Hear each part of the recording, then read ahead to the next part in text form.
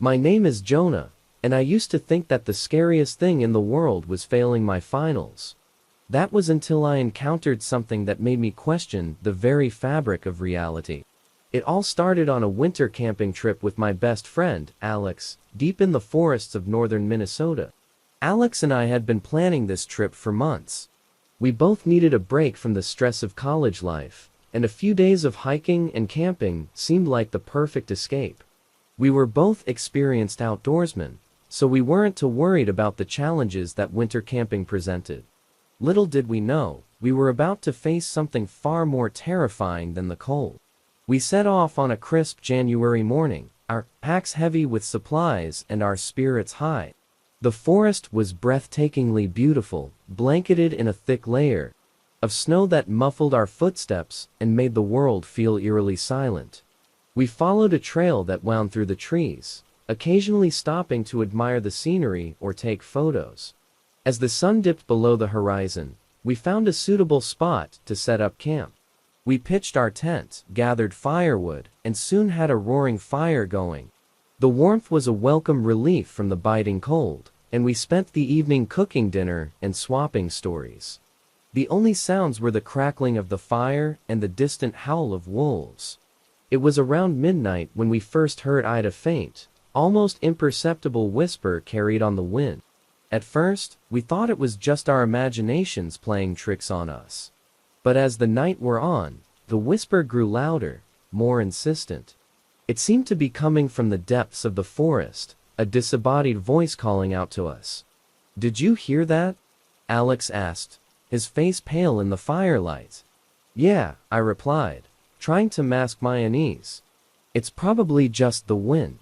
But deep down, I knew it was something more. The whisper had an otherworldly quality to it, a haunting melody that sent shivers down my spine. We decided to turn in for the night, hoping that sleep would drown out the eerie sounds. I awoke in the middle of the night to the sound of Alex unzipping the tent. "Where are you going?" I whispered, groggy with sleep. "I need to check something," he replied, his voice oddly monotone.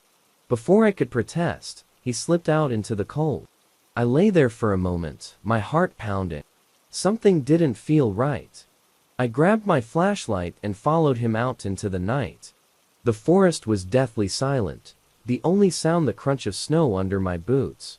I called out for Alex, but there was no response. Panic set in as I realized he was gone. I frantically searched the area, my flashlight beam cutting through the darkness. After what felt like hours, I found him standing at the edge of a frozen lake, staring into the distance. "Out here." He turned to face me, his eyes wide and glassy. The voice, "It wants us to follow." A chill ran down my spine. "What voice?" "Alex, you're scaring me." He shook his head, as if trying to clear his thoughts. "I don't know, man. It felt like something was calling to me, pulling me out here." We both knew it was dangerous to stay out in the cold for too long, so I convinced him to come back to the tent. We huddled together for warmth, neither of us saying a word. Sleep was elusive, as the whispering continued to haunt us throughout the night. The next morning, we decided to cut our trip short. The forest no longer felt like a sanctuary. It felt like a trap. We packed up our gear and began the long hike back to civilization. The whispering followed us, growing louder and more desperate with each step. As we trudged through the snow, I couldn't shake the feeling that we were being watched. Every rustle of leaves, every snap of a twig, sent my heart racing. I kept looking over my shoulder, half expecting to see something lurking in the shadows. Eventually, we reached a small, abandoned cabin. It was a welcome sight, a place where we could rest and regroup. The cabin was in disrepair, but it provided shelter from the cold. We built a fire in the old stone fireplace and tried to warm ourselves. That's when we heard it Againth whisper, clear as day, coming from just outside the cabin. Alex and I exchanged a terrified glance. "We can't stay here," he said, his voice trembling. We decided to keep moving, despite our exhaustion. As we stepped outside, we saw footprints in the snow. They were large, far larger than any human or animal tracks we had ever seen. They led away from the cabin, deeper into the forest. We followed the tracks, our curiosity overpowering our fear. The whispering grew louder, more insistent, as if urging us onward. The footprints led us to a clearing, where the trees formed a natural circle round a massive, ancient oak. Standing beneath the oak was a figure, tall and gaunt, with glowing eyes that pierced the darkness. It was covered in matted fur, and its limbs were unnaturally long. My blood ran cold as I realized what we were looking at: a Wendigo, the legendary creature from Native American folklore. The Wendigo let out a low, guttural growl, and the whispering intensified, filling my mind with a cacophony of voices. I felt a primal fear take hold, paralyzing me. Alex and I stood frozen, unable to move or speak. The creature took a step toward us, its eyes burning with an otherworldly hunger. In that moment, I knew we were facing something far beyond our understanding, something ancient and malevolent. Desperation gave me the strength to break free from my paralysis. I grabbed Alex's arm and pulled him back, away from the Wendigo. "Run!" I shouted, and we took off into the forest, the creature's growl echoing behind us. We ran for what felt like hours, our lungs burning and our legs numb from the cold. The whispering faded, replaced by the sound of our ragged breaths and the pounding of our hearts. Eventually, we stumbled upon a road, where a passing car stopped to help us. We never spoke of that night again. The memory of the Wendigo's eyes, the haunting whispers, and the feeling of utter helplessness stayed with us, a constant reminder of the terror we had faced. Years have passed since that fateful trip, but I still wake up in a cold sweat, the Wendigo's whisper echoing in my mind. I've done my best to move on, to forget the creature that lurks in the woods. But some nights, when the wind howls and the trees creak, I can still hear it calling to me, a chilling reminder that some legends are all too real.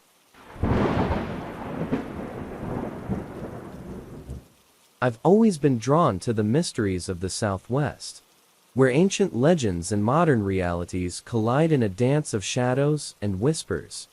Growing up Navajo in Arizona, stories of skinwalkers weren't just tales to scare children. Were cautionary tales, warnings of darkness lurking in the desert's heart. It was during one sweltering summer that I encountered something that shattered my skepticism forever. I was visiting my grandparents' remote homestead near the edge of Navajo Nation, nestled beneath the silent gaze of the Chuska Mountains. The days were spent lazily exploring arid mesas and seeking solace in the cool embrace of juniper groves. But as dusk approached, a palpable unease settled over the land. My grandmother, a wise woman with eyes that held ancient secrets, would weave tales of skinwalkers around the crackling fire. She spoke of shamans gone astray, their hunger for power twisting their spirits into something monstrous. I listened, half believing, until the night it visited our camp. It started with subtle science whispers carried on the desert wind, shadows that moved against the starlit sky. My grandfather's cattle grew restless, their lowing echoing through the canyon like a mournful dirge. One evening, as the sun dipped below the horizon in a blaze of crimson, I saw a figure on the ridge, silhouetted against the dying light. Its shape was human, yet not, elongated limbs moving with an unnatural grace. Eyes gleamed like coals in the fading twilight, fixed on our humble camp with chilling intent. Fear coiled in my gut as I watched it descend, each step deliberate and silent against the parched earth. My grandmother's voice echoed in my mind, urging caution even as terror threatened to consume me. She had taught me the old ways, the rituals to protect against malevolent spirits, but faced with the embodiment of fear itself, I was paralyzed. That night, the air grew thick with malice. Strange noises drifted from the surrounding wilderness, a blend of animalistic growls and guttural chants that echoed through the canyon like a twisted lullaby. Shadows danced on the walls of our hogan, warped by an unseen presence that hungered for more than flesh and bone. It wasn't until dawn broke, painting the sky in hues of amber and rose, that the spell was broken. The figure vanished as suddenly as it had appeared, leaving behind a palpable sense of dread that lingered like smoke in the air. My grandparents exchanged knowing glances, their faces etched with lines of worry that spoke volumes of their silent battles with the unseen. Years have passed since that fateful night, yet the memory remains etched in my mind like a scar upon the land. Some nights, when the wind howls through the canyon and the coyotes sing their mournful songs, I catch a glimpse of movement on the ridge, a flicker of shadow against the moonlit sky. The Skinwalker still watches, a silent sentinel in a realm where ancient legends and modern realities collide. In the heart of the Southwest, where the land whispers secrets of old, the Skinwalker prowls, a reminder that some truths are too terrifying to be contained within the pages of folklore.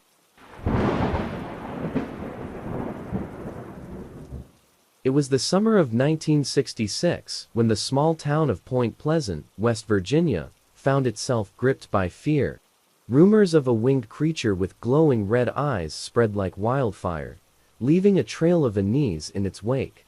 People whispered of encounters with the Mothman, harbinger of doom, or a guardian of the unknown, depending on who you asked. I was just a child then, living on the outskirts of town with my family. My father worked in the local coal mines, and my mother tended to our modest farmhouse. With a grace that belied the hardships of our Appalachian existence, Point Pleasant was a place where neighbors looked out for one another, where stories of the supernatural were shared over supper and swallowed with a gulp of moonshine. The first time I heard about the Mothman was from Old Man Jenkins, a grizzled war veteran who spent his days fishing by the Ohio River. He claimed to have seen a towering figure with wings that spanned the width of a pickup truck, eyes that burned like embers against the night sky. Skeptics dismissed his tale as the ramblings of an old man haunted by memories of war. But something in his voice carried a weight of truth that lingered in my mind. Days turned into weeks, and the whispers grew louder. Sightings of the Mothman became more frequent, each encounter shrouded in a veil of terror and disbelief. Families locked their doors at night, and children whispered cautionary tales beneath the covers, their imaginations fueled by the specter of a creature that defied logic and reason. I first saw it on a humid August evening, its silhouette perched atop the silver bridge that spanned the Ohio River, a dark sentinel against the fading twilight. Its wings unfurled like a specter's cloak, casting shadows that danced upon the churning waters below. My heart raced as I watched, frozen in a mixture of awe and fear. The Mothman's eyes met mine, twin orbs of crimson that pierced through the gathering darkness. In that moment, I felt a primal fear unlike anything I had ever known. Fear that whispered of ancient truths and unseen forces that lurked beyond the veil of human understanding. The days that followed were filled with a sense of foreboding. The town was gripped by a palpable tension, as if the very air crackled with an otherworldly energy. Some believed the Mothman was a guardian, a protector, watching over the town in its darkest hour. Others saw it as an omen, herald of tragedy yet to unfold. Then, on a frigid December evening, tragedy struck. The Silver Bridge, a lifeline that connected Point Pleasant to the outside world, collapsed in a catastrophic failure that sent cars and commuters plunging into the icy depths below. The loss was staggering: 46 lives lost in an instant, their futures shattered like glass against the unforgiving currents. In the aftermath, the whispers grew quieter. The Mothman faded into the shadows, its presence lingering as a haunting reminder of the fragility of life and the mysteries that dwell in the spaces between fact and folklore. Some say it vanished into the Appalachian hills, while others claim it still watches. From the periphery, a silent guardian, or a harbinger of doom, forever etched into the tapestry of Point Pleasant's history. As for me, I've grown older, but the memory of that summer and the specter that haunted our town has never left me. In the quiet moments before sleep claims me, I sometimes find myself gazing out into the starlit sky, wondering if the Mothman still watches, its eyes burning bright against the darkness.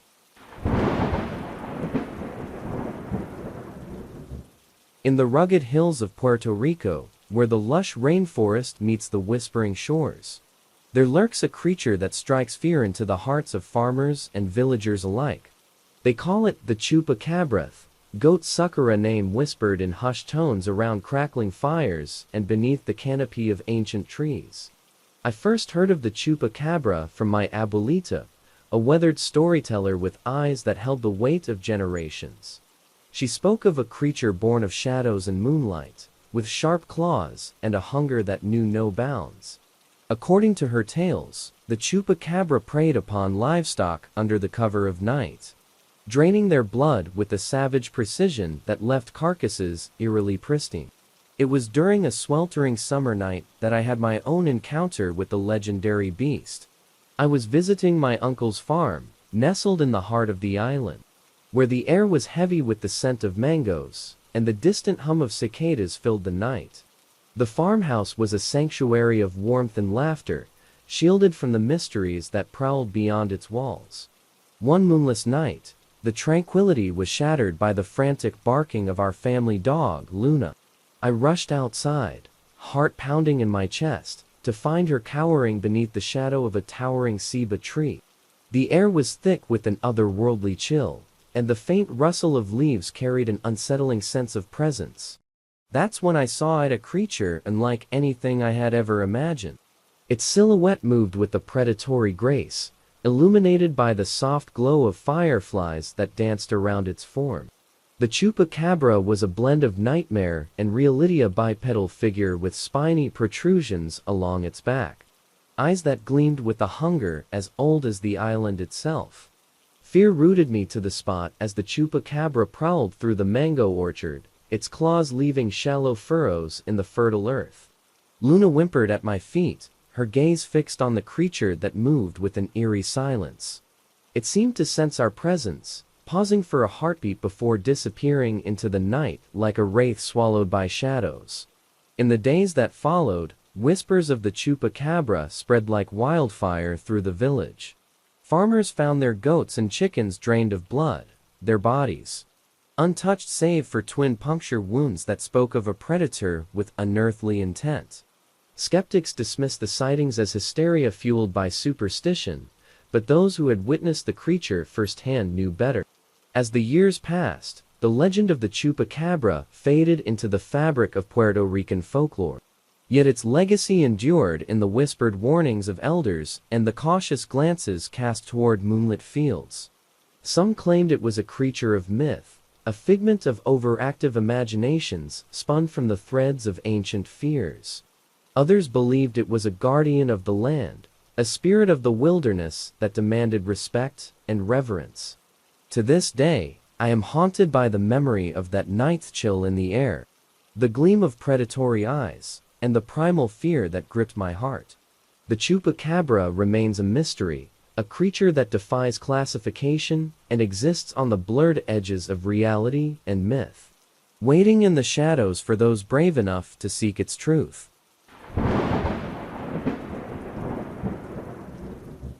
It was the summer of 2002 when I first encountered the unimaginable in Blackwood Forest. My name is Ethan, and this is my story, a tale I've kept buried in the recesses of my mind for nearly 2 decades. The events that transpired over those few days have left an indelible mark on my soul, and the terror I felt remains as vivid as if it happened yesterday. It all began with a simple camping trip, a tradition among my college friends and me. Every year, we would pick a remote location to escape the hustle and bustle of city life. That year, my best friend Jason suggested Blackwood Forest, a place shrouded in local legends and whispered tales of eerie sightings. It was supposed to be an adventure, a test of courage for us young thrill-seekers. We were a group of 6, Jason, his girlfriend Lisa, Sarah, Ben, Amanda, and myself. We arrived at the edge of the forest on a bright Friday morning, our spirits high and our backpacks loaded with supplies. The forest was dense, with towering pine trees that seemed to reach the heavens. As we ventured deeper, the sunlight waned, creating a labyrinth of shadows that danced around us. We set up camp near a small clearing, close to a placid lake that mirrored the sky. The first day was uneventful, filled with laughter, hiking, and the simple joy of being surrounded by nature. It wasn't until nightfall that the forest began to reveal its darker side. Sitting around the campfire, we shared stories, each more frightening than the last. Jason, the storyteller, counted the legend of the Wendigo, a malevolent spirit, said to haunt the forest, preying on those who ventured too far into its depths.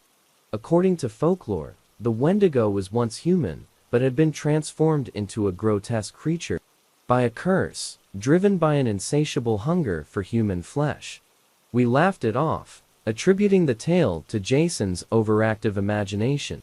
But as the fire dwindled and the night grew colder, an uneasy silence settled over us. The forest, once alive with the sounds of nocturnal creatures, seemed to hold its breath. It was Amanda who first noticed the absence of normal forest sounds. "Guys, it's too quiet," she whispered, her voice trembling. We dismissed her concerns, but a nagging feeling of dread began to creep into my mind. We decided to turn in for the night, hoping that sleep would chase away our fears. I awoke sometime in the middle of the night to a faint rustling sound. At first, I thought it was one of my friends, but as I strained my ears, the noise grew louder, more insistent. It was coming from the edge of the clearing, just beyond the reach of our dying campfire's glow. Curiosity and a touch of bravado prompted me to investigate.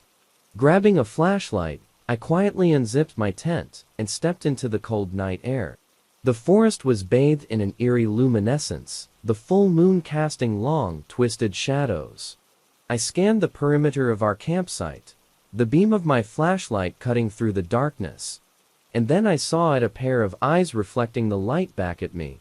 They were large, unblinking, and eerily luminescent, set into a gaunt, skeletal face. My breath caught in my throat as the creature stepped forward, revealing its emaciated form. It stood over 7 feet tall, with elongated limbs and fingers that ended in sharp claws. Its skin was pale, stretched taut over its bones, and its mouth was filled with jagged teeth. For a moment, I was paralyzed with fear, unable to move or make a sound. The creature stared at me, its eyes filled with an unnatural hunger. Then, as quickly as it had appeared, it vanished into the trees, leaving me trembling and drenched in cold sweat. I stumbled back to my tent, my mind reeling. Had I really seen the Wendigo? Or was it a figment of my imagination, conjured by Jason's tale and the oppressive atmosphere of the forest? I didn't sleep for the rest of the night, my ears attuned to every rustle and creak. The next morning, I confided in Jason about what I had seen. To my surprise, he didn't laugh or dismiss my story. Instead, his face grew serious. "Ethan, I've heard similar accounts from locals," he said. "They say the Wendigo is real, and that it preys on those who wander too deep into the forest." We decided to keep the sighting to ourselves, not wanting to alarm the others. But as the day wore on, the sense of unease grew. We noticed strange markings on the trees around our campsite, deep gouges that hadn't been there before. Lisa found a pile of bones near the lake, picked clean and arranged in a grotesque pattern. That night, we huddled together, the fire burning brightly, in a futile attempt to ward off the darkness. Sleep was elusive, and every sound seemed amplified, each crackle of the fire and rustle of leaves sending shivers down our spines. In the early hours of the morning, a blood-curdling scream pierced the silence. We jolted awake, hearts pounding. It was Ben's tent was empty, and the fabric was shredded. Panic set in as we realized he was gone. We called his name, our voices echoing through the trees, but there was no response. Jason and I grabbed our flashlights and ventured into the forest, following a trail of broken branches and disturbed undergrowth. The deeper we went, the colder it became, as if the very essence of the forest was draining the warmth from our bodies. After what felt like hours, we found Benner. What was left of him? His body was mangled, torn apart by something with incredible strength. The sight was horrific, and I could hardly believe my eyes. Jason fell to his knees, his face pale and stricken with grief. We stumbled back to the campsite, our minds numb with shock. The others were waiting, their faces etched with fear and confusion. We told them what had happened, and a collective sense of dread settled over us. We knew we had to leave, but the forest seemed to conspire against us, the path we had taken now obscured and unfamiliar. With no other choice, we packed up and began the trek back to civilization. The journey was harrowing, each step filled with the fear that the Wendigo was watching, waiting to strike again. The forest seemed to close in around us, the shadows growing longer and darker. Just when we thought we were lost, we stumbled upon a small cabin. It was old and dilapidated, but it offered a glimmer of hope. We decided to take refuge there, hoping to regroup and find a way out in the morning. Inside, the cabin was musty and filled with cobwebs. We found an old journal on a table, its pages yellowed with age. The entries were written by a man named Thomas, who had lived in the cabin decades earlier. His final entry sent chills down my spine. The Wendigo is real. It watches me from the trees, its hunger unending. I fear I won't survive the night. As darkness fell, we barricaded the doors and windows, praying that the cabin would offer some protection. The hours dragged on, the silence broken only by the occasional creak of the floorboards and the howling wind outside. And then we heard a low, guttural growl, followed by the sound of something scratching at the door. Our hearts raced as the creature began to pound against the wooden barrier, each blow sending splinters flying. We huddled together, weapons at the ready, knowing that our survival depended on our ability to fend off the monster. The door finally gave way, and the Wendigo burst into the cabin, its eyes gleaming with malevolent intent. We fought with everything we had, but it was relentless, its strength far surpassing our own. One by one, my friends fell, their screams echoing in the confined space. In the chaos, I managed to grab a flaming piece of wood from the fireplace and thrust it at the creature. It recoiled, shrieking in pain, and for a moment, I thought we had a chance. But the Wendigo was not so easily defeated. It lunged at me, its claws raking across my chest. Just when I thought it was over, a blinding light filled the cabin. The creature screeched and fled into the forest, vanishing as quickly as it had appeared. I collapsed to the floor, my body racked with pain. The next thing I remember is waking up in a hospital bed. A group of hikers had found me the next morning unconscious and covered in blood. The authorities dismissed my story as the ravings of a traumatized mind, but I know what I saw. I never returned to Blackwood Forest, and I've spent years trying to forget the horrors of that night. But the Wendigo's eyes still haunt my dreams, a reminder that some legends are all too real. My name is Maria, and what I'm about to share with you is a dark chapter of my life that I've tried to leave behind. It was the summer of 1998 when my family decided to visit my grandparents in a small village in Puerto Rico. I was 15 at the time, eager to escape the city and experience the simple life of the countryside. Little did I know that this visit would plunge us into a nightmare we would never forget. Our journey began with a warm welcome from my grandparents, Juan and Isabella. Their village, nestled in the lush hills, was picturesque, with its vibrant greenery and the soothing sound of the nearby river.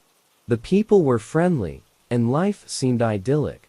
But beneath this serene surface, an old fear lingered, a fear of a creature that had become the stuff of legends, El Chupacabra.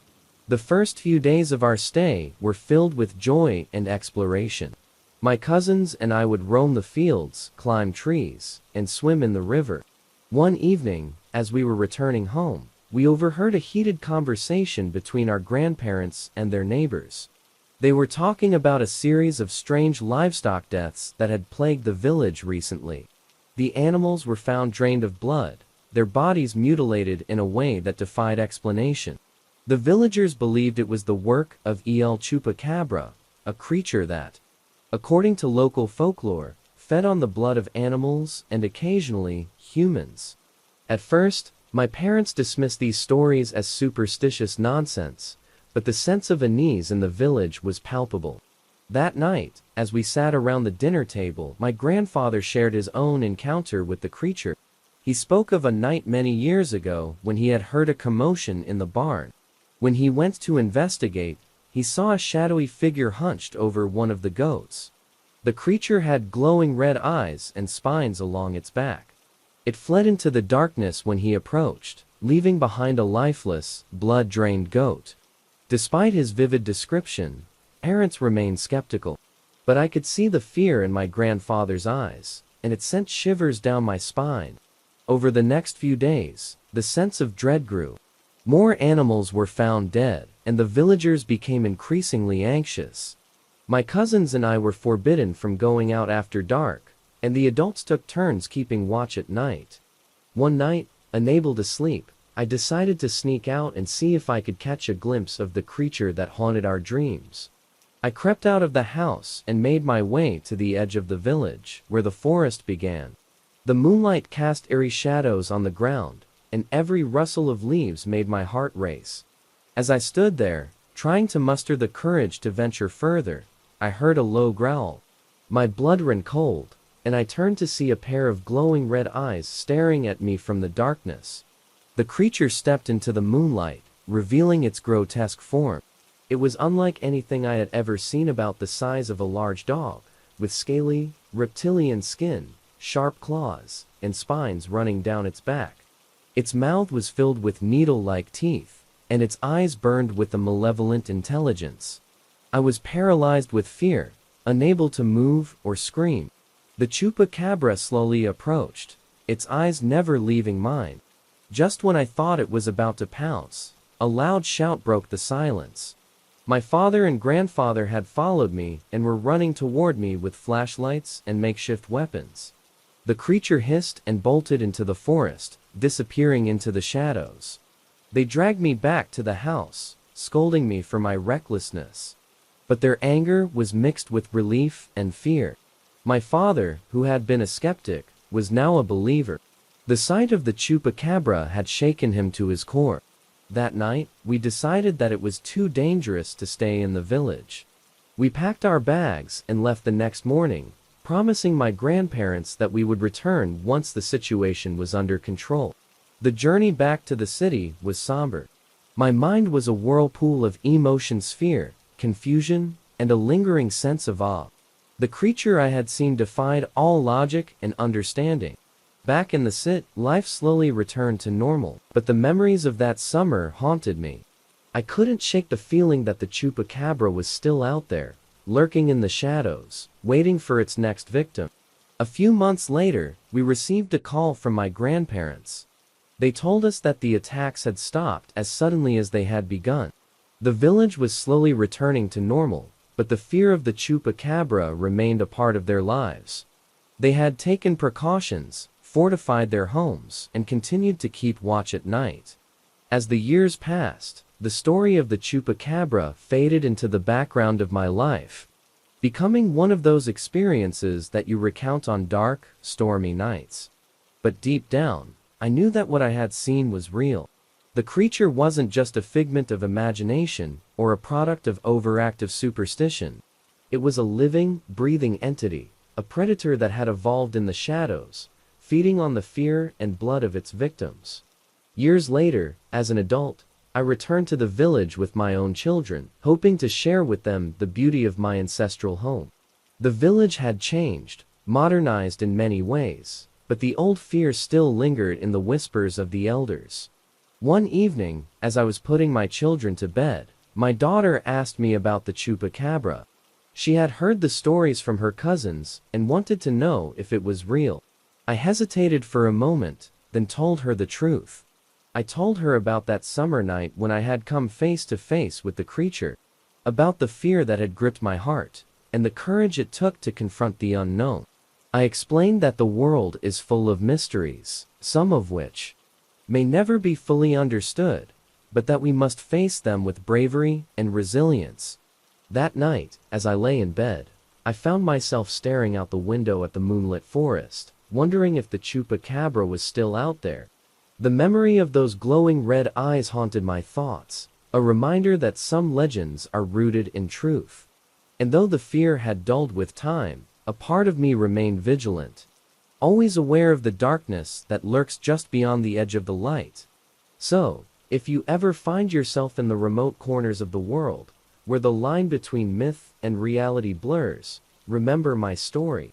Stay vigilant, respect the local legends, and never underestimate the power of the unknown. For in the heart of the darkness, the chupacabra waits, ever hungry, ever watchful.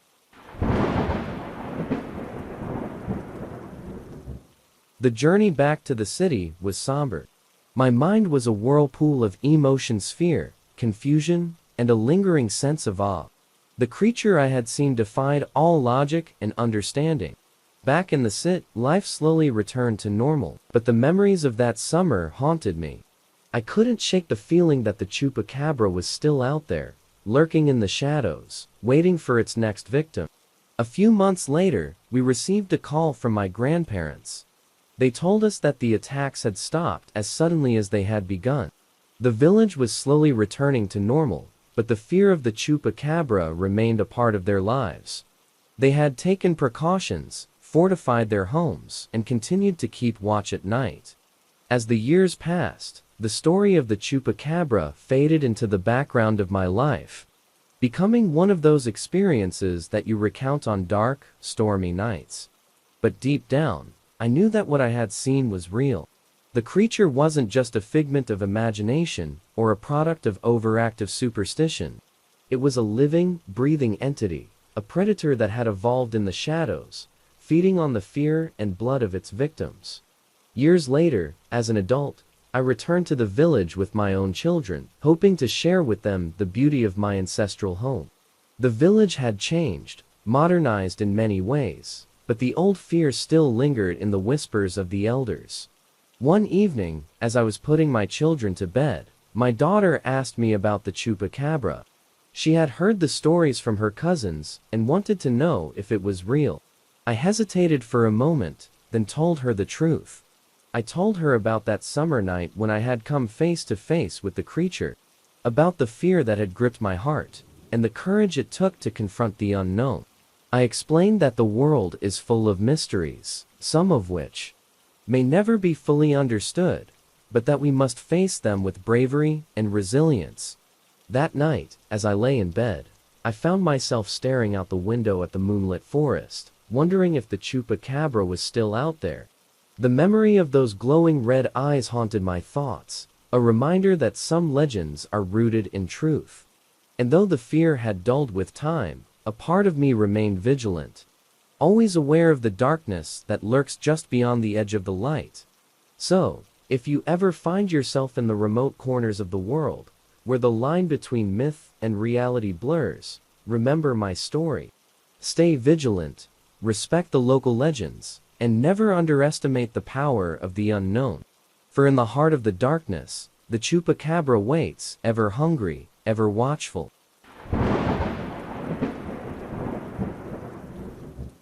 My name is Emily, and the story I'm about to share with you took place in the spring of 2008. At the time, I was a high school student living in a small town in Massachusetts. My life was fairly typical: school, friends, and the occasional adventure. But that year, something happened that changed everything and left an indelible mark on my soul. Dover is a quaint town with a rich history and a tight-knit community. Nestled among rolling hills and dense forests, it's the kind of place where everyone knows each other, and secrets are hard to keep. But Dover had one secret that not many dared to speak of: legend of the Dover Demon. It all began one Friday night in April. My friends and I had just finished watching a movie at my house, and we decided to take a walk to the local park. The air was cool and crisp, and the sky was clear, with stars twinkling brightly overhead. There were 5 of us: Sarah, Mike, Jake, Lisa, and me. We were all in high spirits, laughing and joking as we strolled down the quiet streets. The park was a popular hangout spot for teenagers, and that night, we had it all to ourselves. We sat on the swings, talking about school and our plans for the weekend. As the conversation died down, Sarah brought up the legend of the Dover Demon. She had heard the story from her older brother, who claimed to have seen the creature himself. According to the legend, The Dover demon was a small, humanoid creature with large, glowing eyes and long, spindly fingers. It was first sighted in the 1970s by several teenagers, and since then, there had been sporadic reports of sightings. The creature was said to roam the woods at night, watching and waiting. Mike scoffed at the idea, dismissing it as nothing more than a scary story to keep kids from wandering into the woods after dark. But Jake and Lisa seemed genuinely intrigued, and I have to admit, I was curious too. Sarah suggested that we go to the spot where the creature was last seen, a stretch of road on the outskirts of town known as Farm Street.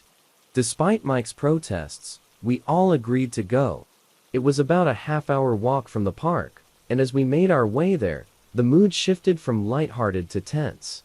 The streets were empty, and the only sounds were the crunch of gravel under our feet and the occasional rustle of leaves in the wind. When we reached Farm Street, the air felt different, heavier, more oppressive. The road was lined with tall trees that cast long shadows, and the darkness seemed to close in around us.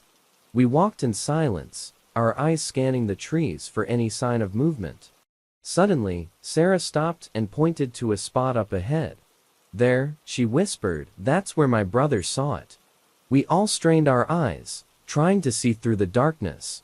At first, there was nothing, just the eerie stillness of the night. But then, I saw it, a pair of glowing eyes, reflecting the moonlight from the edge of the woods. My heart skipped a beat, and I grabbed Sarah's arm. "Do you see that?" I whispered, my voice trembling. The others nodded, their faces pale with fear.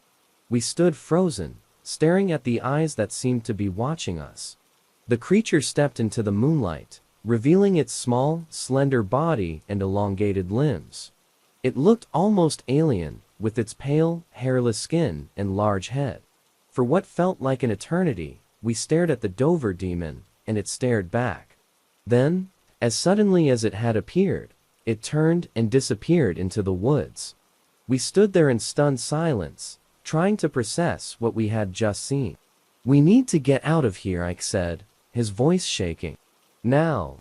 No one argued. We turned and ran back the way we had come, our footsteps pounding on the gravel. When we finally reached my house, we were out of breath and drenched in sweat. We collapsed on the porch, trying to catch our breath and make sense of what had happened. That night, I couldn't sleep. Every time I closed my eyes, I saw the creature's glowing eyes staring back at me. The next day, we all agreed not to tell anyone about what we had seen. We knew that no one would believe us, and we didn't want to become the laughingstock of the town. But the encounter had left a deep impression on us, and we couldn't shake the feeling that we were being watched. Over the next few weeks, strange things started happening. We heard odd noises at night, scratching at the windows, footsteps on the roof. Jake's dog went missing, and Sarah found strange tracks in her backyard. We became paranoid, jumping at every sound and shadow. The fear and tension began to take a toll on our friendship, and we started to drift apart. Mike moved away that summer, and Jake and Lisa stopped hanging out with us. Sarah and I tried to stay in touch, but the bond we once had was broken. Years passed, and I moved on with my life, but the memory of that night never faded. I went to college, got a job, and eventually settled down. But every now and then, I would hear a strange noise or see a shadow out of the corner of my eye, and the fear would come rushing back. One day, I decided to return to Dover and confront my past.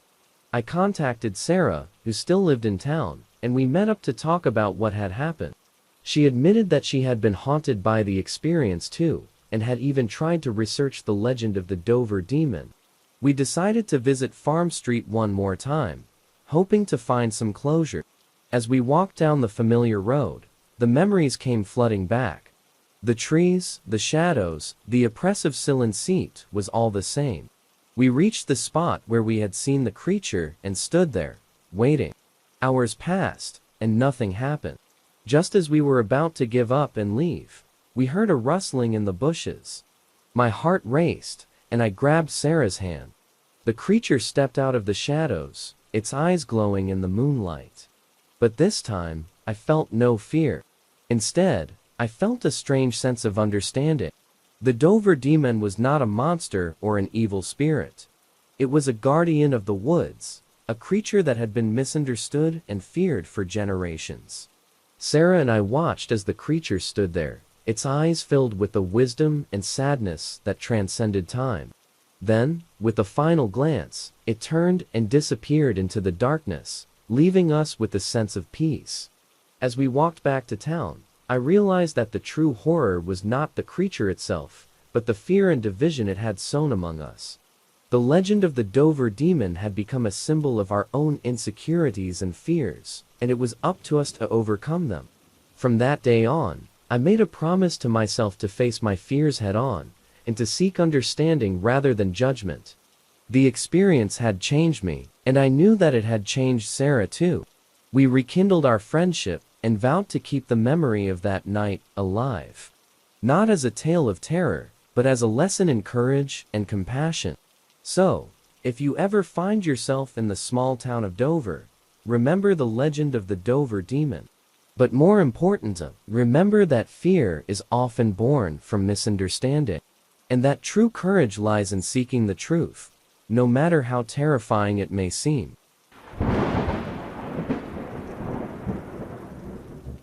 Story 5. The Curse of the Wendigo. Script word count, 5,000. My name is Jonathan, and I grew up in a small town nestled in the dense forests of northern Minnesota. The winters were harsh, and the nights long and cold.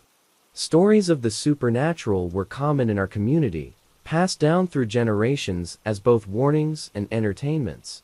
One such story was that of the Wendigo creature, said to be the embodiment of insatiable hunger and cannibalism, cursed to wander the forests forever. It was the winter of 2004, and I was 17 years old. My best friend, Alex, and I decided to go on a weekend camping trip before Christmas. We were seasoned campers, confident in our ability to handle the cold and navigate the woods. We packed our gear, said goodbye to our families, and set off early on a Friday morning. Our destination was a remote area near Lake Vermilion, far from any towns or other campers. The snow-covered landscape was beautiful but unforgiving. We set up our camp by a frozen stream, the silence of the forest broken only by the occasional rustling of trees in the wind. The first day was uneventful.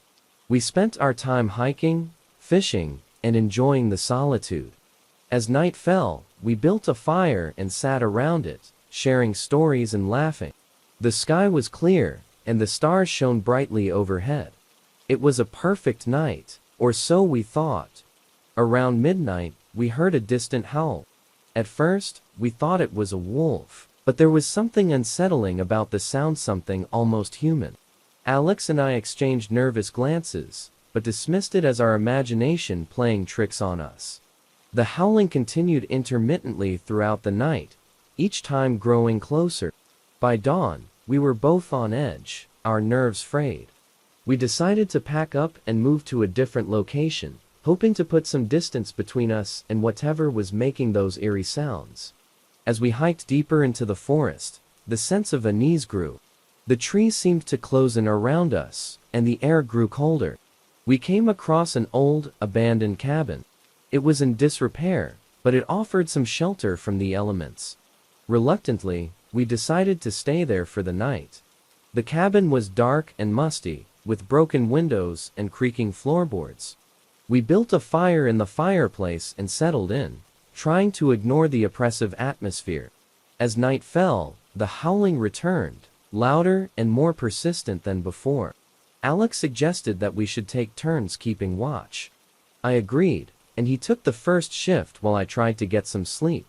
I must have drifted off, because the next thing I knew, Alex was shaking me awake, his face pale with fear. "John, wake up. There's something outside," he whispered urgently. I rubbed my eyes and sat up, listening. Sure enough, there was a scratching sound at the door, followed by a low growl. My heart pounded in my chest as I grabbed the hunting rifle we had brought for protection. We stood there, staring at the door, unsure of what to do. Suddenly, the door burst open, and a blast of freezing air filled the cabin. In the doorway stood a figure unlike anything I had ever seen. It was tall and emaciated, with long, matted hair and glowing eyes. Its mouth was filled with sharp, yellow teeth, and its hands ended in long, claw-like fingers. The creature let out a bone-chilling scream, and I knew instantly what it was: Wendigo. Alex and I fired at the creature, but it moved with unnatural speed, dodging our shots and lunging at us. We fought desperately, but the Wendigo was relentless. It slashed at Alex with its claws, and he fell to the ground, blood seeping from deep gashes in his chest. I grabbed a burning log from the fireplace and swung it at the creature, forcing it to retreat. It hissed and snarled, its eyes burning with hatred. With one final, inhuman scream, it turned and fled into the night. I dropped the log and rushed to Alex's side. He was badly injured, his breathing shallow and labored. I did my best to stop the bleeding, but I knew he needed medical attention. I wrapped him in a blanket and, with the strength I didn't know I possessed, carried him through the forest to our truck. The drive to the nearest hospital felt like an eternity. Alex slipped in and out of consciousness, his face pale and drenched in sweat. I kept talking to him, urging him to stay awake, to hold on just a little longer. When we finally reached the hospital, he was rushed into surgery. I sat in the waiting room, covered in blood and dirt, my mind replaying the horrific events over and over. Hours passed before a doctor came to speak with me.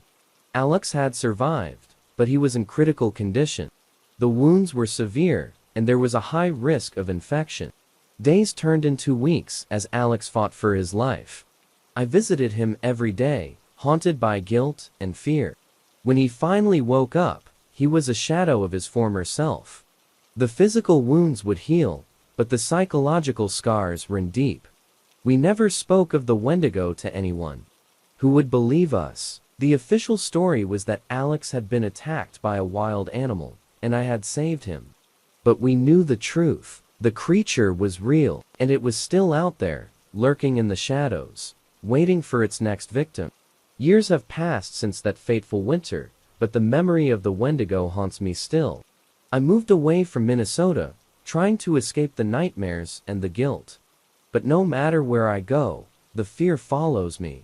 I can't shake the feeling that the creature is still watching, still waiting. I've spent countless hours researching the legend of the Wendigo, trying to understand what we encountered.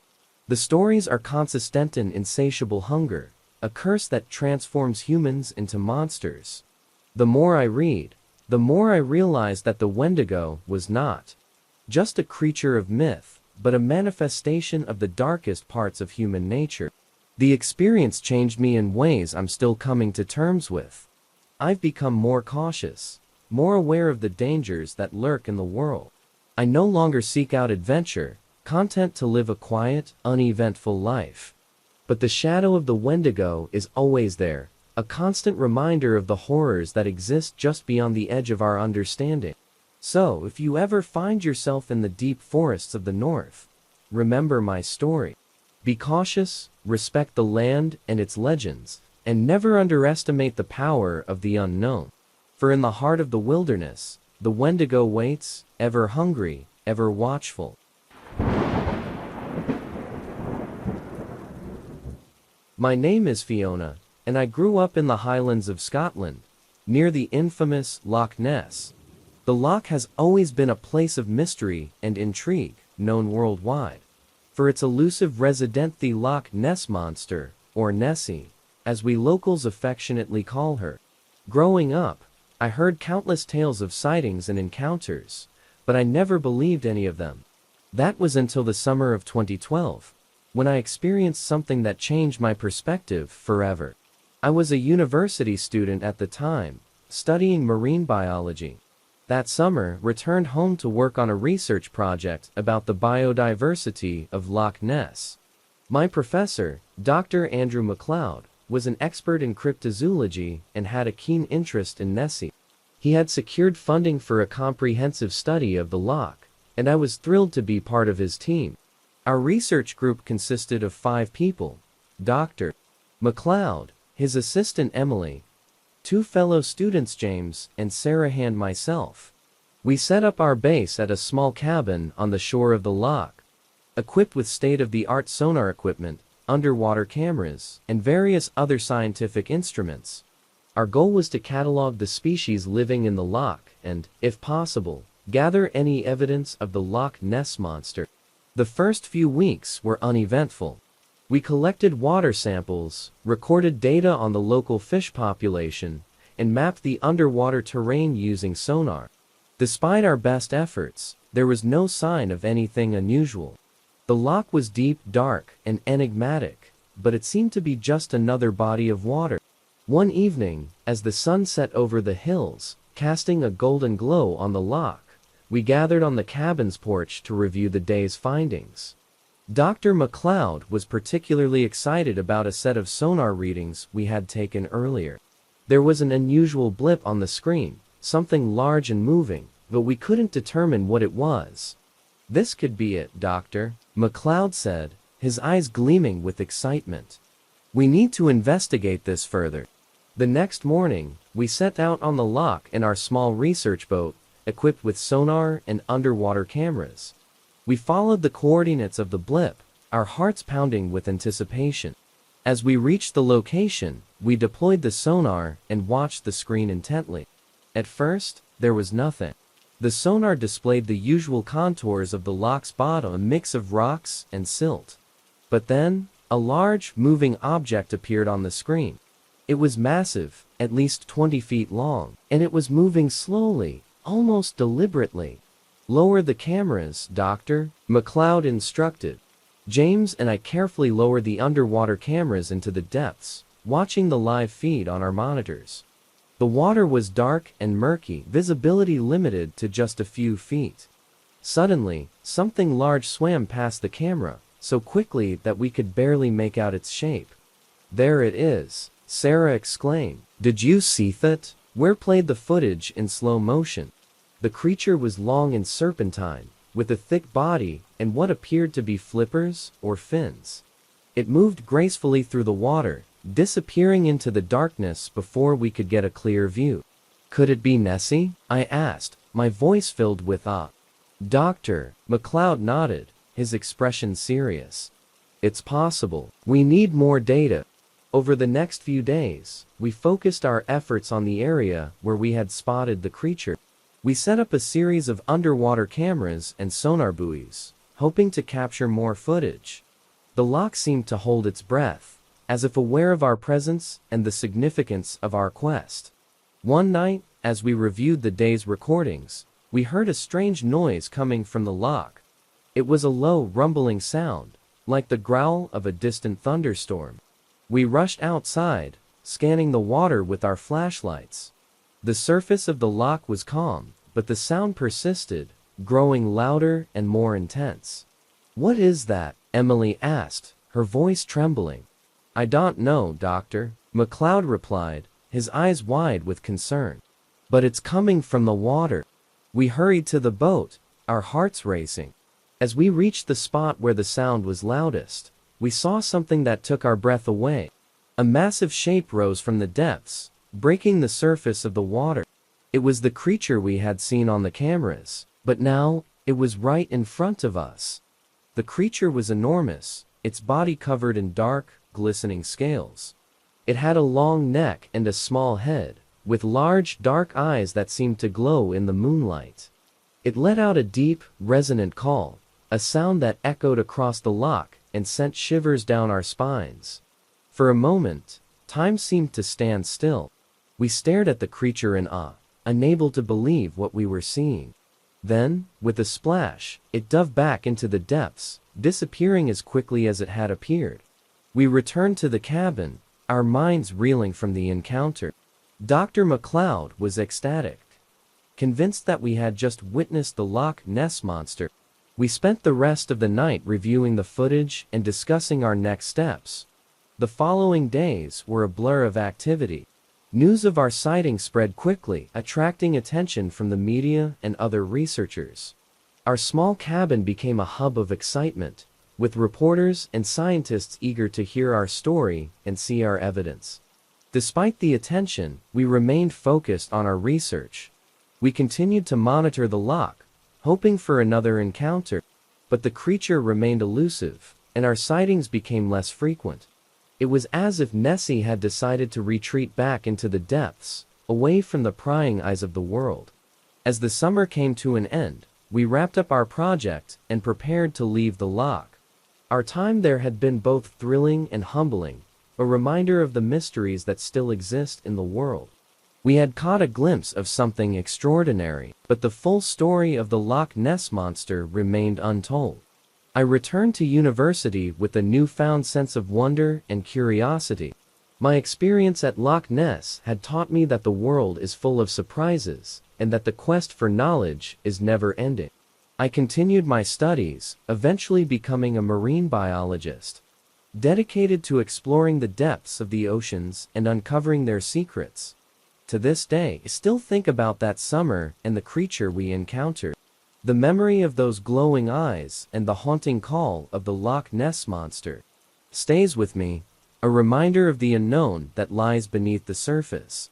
I hope that one day, I will return to the loch and perhaps, if I'm lucky, catch another glimpse of Nessie. So, if you ever find yourself on the shores of Loch Ness, keep your eyes on the water and your ears open to the sounds of the deep. You never know what might be lurking beneath the surface, waiting to be discovered. And remember, the world is full of mysteries, just waiting for those brave enough to seek them out.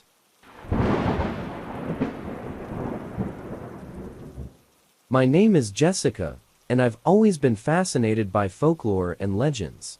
Growing up near Bray Road in Wisconsin, I often heard tales of the mysterious creature, known as the Beast of Bray Road, a beastly figure with the body of a wolf and the face of a man. Many dismissed it as just a spooky story, but there were enough sightings and eerie encounters to keep the legend alive.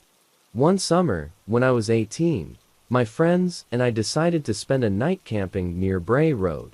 We were a group of 5 Asara, Jack, Emily, Mark, and me. We were adventurous and loved a good scare, so camping near a legendary monster's territory sounded thrilling. We set up our campsite in a clearing deep in the woods. The night was clear, with the full moon casting an eerie glow over the trees. As we sat around the campfire, sharing ghost stories and roasting marshmallows, the atmosphere was charged with excitement and nervous energy. As the night progressed, we heard rustling in the bushes nearby.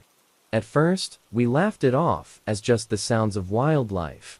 But then, we heard a deep, guttural growl that sent shivers down our spines. It was unlike anything we had heard before, primal and menacing. Sarah, always the brave one, joked, "Maybe it's the Beast of Bray Road coming to say hello." We laughed nervously, but the tension was palpable. Jack suggested we investigate, just for fun.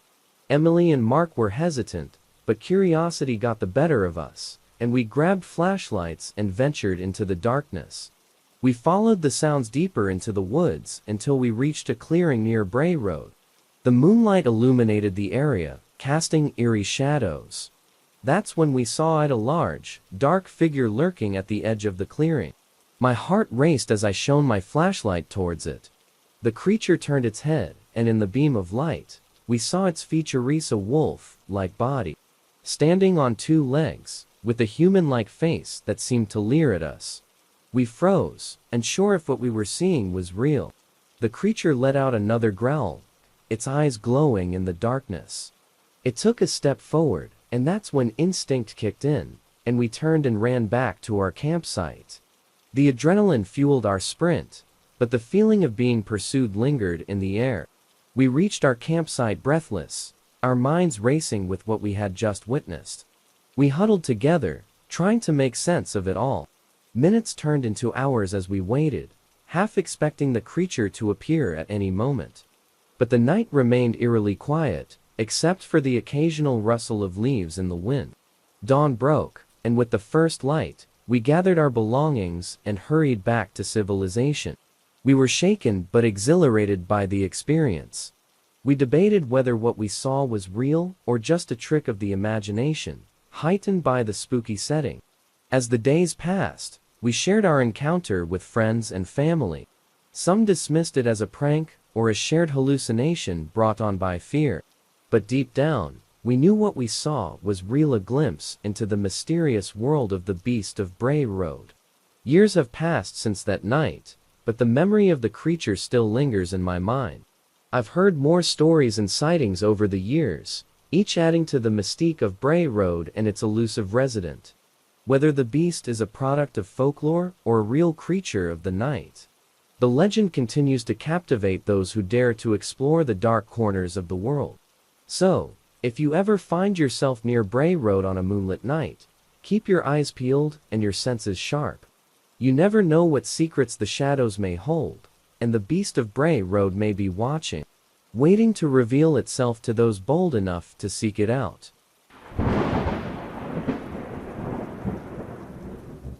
My name is David, and I grew up in New Jersey, not far from the legendary Pine Barrens, reputed home of the infamous Jersey Devil.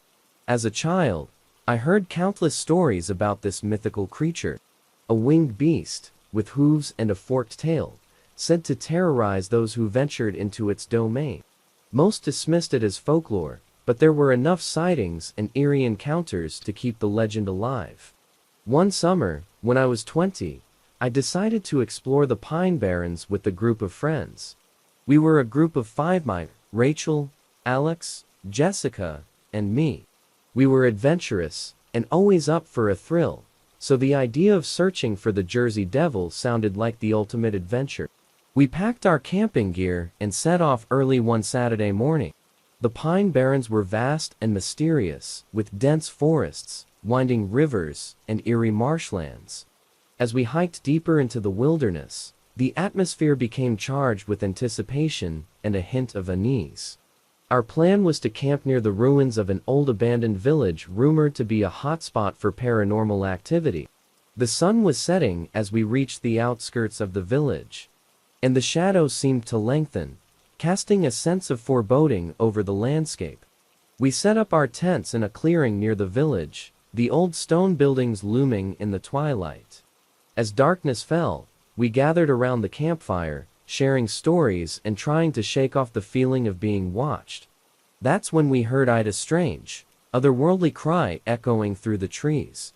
It was a sound like nothing we had ever heard before, a mix of screeching and wailing that sent chills down our spines. "What was that?" Rachel whispered, her voice barely audible over the crackling of the fire. We exchanged nervous glances, unsure of what to make of the eerie cry. Alex suggested it might be a coyote or some other nocturnal creature, but deep down, we knew it was something else, something from the realm of legends. As the night wore on, the atmosphere grew more tense. We heard rustling in the bushes, footsteps around the perimeter of our campsite. Every shadow seemed to conceal a lurking presence, and the air was thick with an unspoken fear. Around midnight, as we were preparing to turn in for the night, we heard a loud thump coming from the direction of the old village. We grabbed our flashlights and cautiously approached, our hearts pounding in anticipation. What we saw made our blood run cold. Standing in the moonlight was a creature straight out of Nightmares, a winged beast, with glowing red eyes, a horse-like head, and bat-like wings. Its hooves scraped against the ground, leaving deep imprints in the dirt. The Jersey Devil. We stood frozen in terror as the creature fixed its gaze on us, its eyes burning with malevolence. It let out another ear-piercing screech, a sound that seemed to pierce through to our very souls. Without a word, we turned and ran, our survival instincts kicking in. We sprinted through the darkened woods, branches scratching at our faces, thorns tearing at our clothes. The creature pursued us, its wings beating against the air, its cry echoing through the night. We reached the edge of the Pine Barrens and stumbled into a clearing. Gasping for breath, we looked back, half expecting to see the Jersey Devil hot on our heels. But there was nothing, just the eerie silence of the forest. We regrouped, shaken, but alive. We knew we had encountered something beyond explanation, something that defied logic and reason. The legend of the Jersey Devil was no longer just a story, it was a chilling reality. As we made our way back to civilization, We shared our encounter with anyone who would listen. Some dismissed it as a hoax or a shared hallucination, but those who knew the Pine Barrens and its legends understood the gravity of our experience. Years have passed since that night, but the memory of the Jersey Devil still haunts me. I've heard more stories and sightings over the years, each adding to the mystique of the Pine Barrens and its enigmatic resident. Whether the Jersey Devil is a supernatural entity or a misunderstood creature of the night, one thing is certain: it continues to inspire fear and fascination in those who dare to venture into its domain. So, if you ever find yourself near the Pine Barrens on a moonless night, listen closely. You may hear the distant cry of the Jersey Devil, a reminder that some legends are best left undisturbed.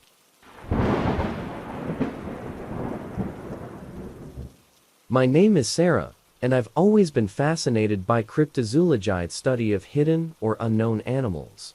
One creature that has captured my imagination is the orang-pendek, a mysterious ape-like creature said to inhabit the dense jungles of Sumatra, Indonesia. Many locals believe in its existence, describing it as a small, humanoid ape with long arms, covered in reddish-brown fur. I had the opportunity to visit Sumatra as part of a research expedition focused on studying the biodiversity of the region. Our team consisted of scientists, wildlife experts, and local guides. Our goal was to explore the remote jungles and gather data on the various species that called it home. One morning, while trekking through a particularly dense part of the jungle, our guide, Pak Budi, mentioned the legends of the orang-pendek. He spoke of sightings by villagers and his own encounters with the elusive creature. Intrigued, we asked if he could take us to areas where the orang-pendek had been spotted. Pak Budi agreed, cautioning us that the creature was shy and elusive. We set off on a new path, hacking through thick vegetation and navigating rugged terrain. The air was thick with humidity, and the sounds of the jungle surrounded us: bird calls, rustling leaves, and the distant roar of a waterfall.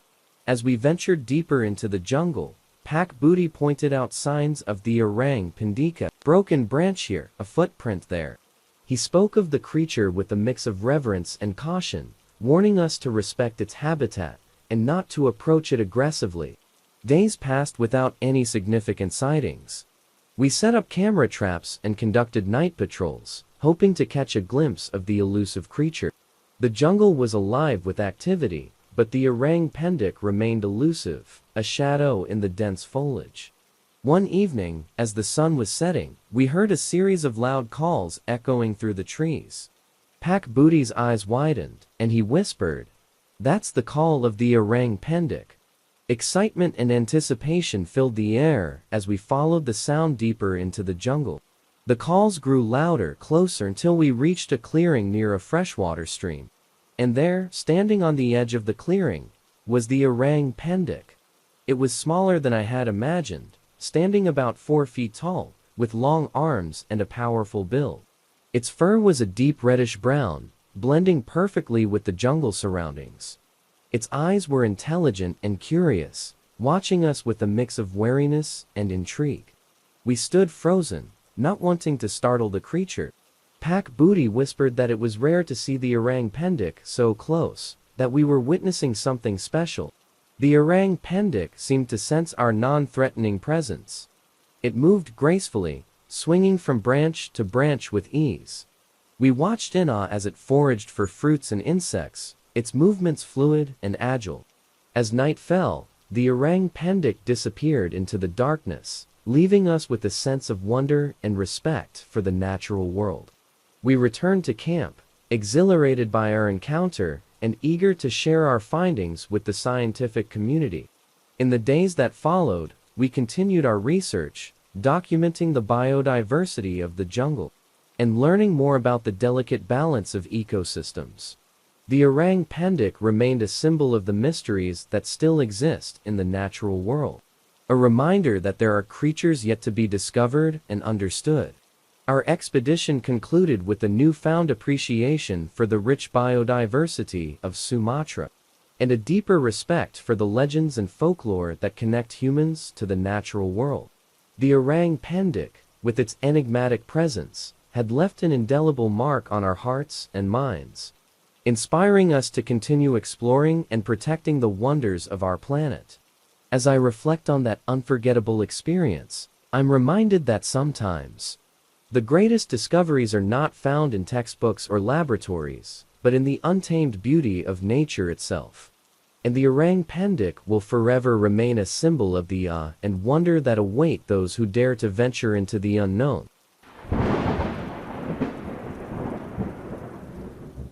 My name is Maria, and I come from a small town in Puerto Rico. Growing up, I often heard tales of the chupacabra, terrifying creatures said to prey on livestock, draining them of their blood. The name itself means goatsucker, and the stories were enough to keep children like me awake at night, listening to the sounds of the countryside, wondering if the chupacabra was lurking in the shadows. It wasn't until the summer I turned 19 that I had my own encounter with this legendary beast. My family owned a small farm on the outskirts of town, where we raised goats, chickens, and a few cows. Life was simple but fulfilling, and the farm was my sanctuary. However, that summer, a series of mysterious attacks began to plague our livestock. One morning, we found one of our goats dead, its body completely drained of blood. There were no signs of a struggle, just 2 puncture wounds on its neck. My father, a pragmatic man, dismissed it as the work of a wild animal. But as the attacks continued, it became harder to ignore the eerie similarities to the stories of the chupacabra. The community was on edge. Neighbors reported similar incidents, and fear began to spread like wildfire. People started locking up their animals at night and setting up makeshift defenses. Despite our best efforts, the attacks persisted, and the sense of dread grew stronger with each passing day. One evening, determined to get to the bottom of this mystery, I decided to stay up and keep watch over our remaining goats. Armed with a flashlight and a sense of determination, I settled into a hidden spot near the pen, my heart pounding with anticipation. The night was still, the only sounds the occasional rustle of leaves and the distant chirping of crickets. Hours passed, and I began to feel the weight of exhaustion pulling at my eyelids. Just as I was about to drift off, I heard a faint noisy soft rustling, like something moving stealthily through the grass. I held my breath and tightened my grip on the flashlight.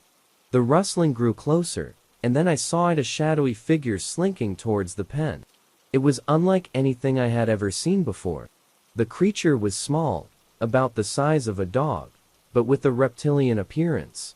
Its eyes glowed red in the darkness, and its skin was covered in coarse, spiky fur. I knew instantly that this was the chupacabra. Summoning all my courage, I turned on the flashlight, aiming the beam directly at the creature. It hissed and recoiled, its eyes narrowing into slits. For a moment, we were locked in a standoff, neither of us willing to back down. The chupacabra moved with a sudden, startling speed, darting towards the pen. I shouted and waved the flashlight, trying to scare it off.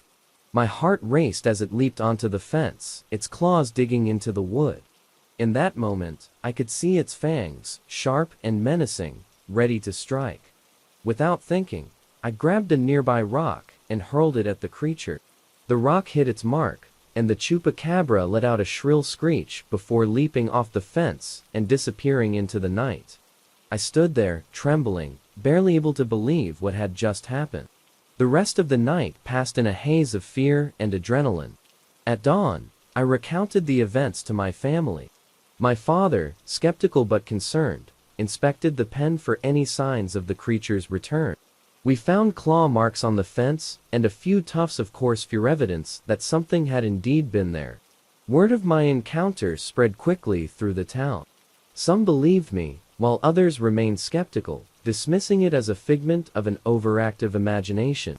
But I knew what I had seen, and it had left an indelible mark on me. We took extra precautions to protect our livestock, setting up stronger fences and installing motion sensor lights.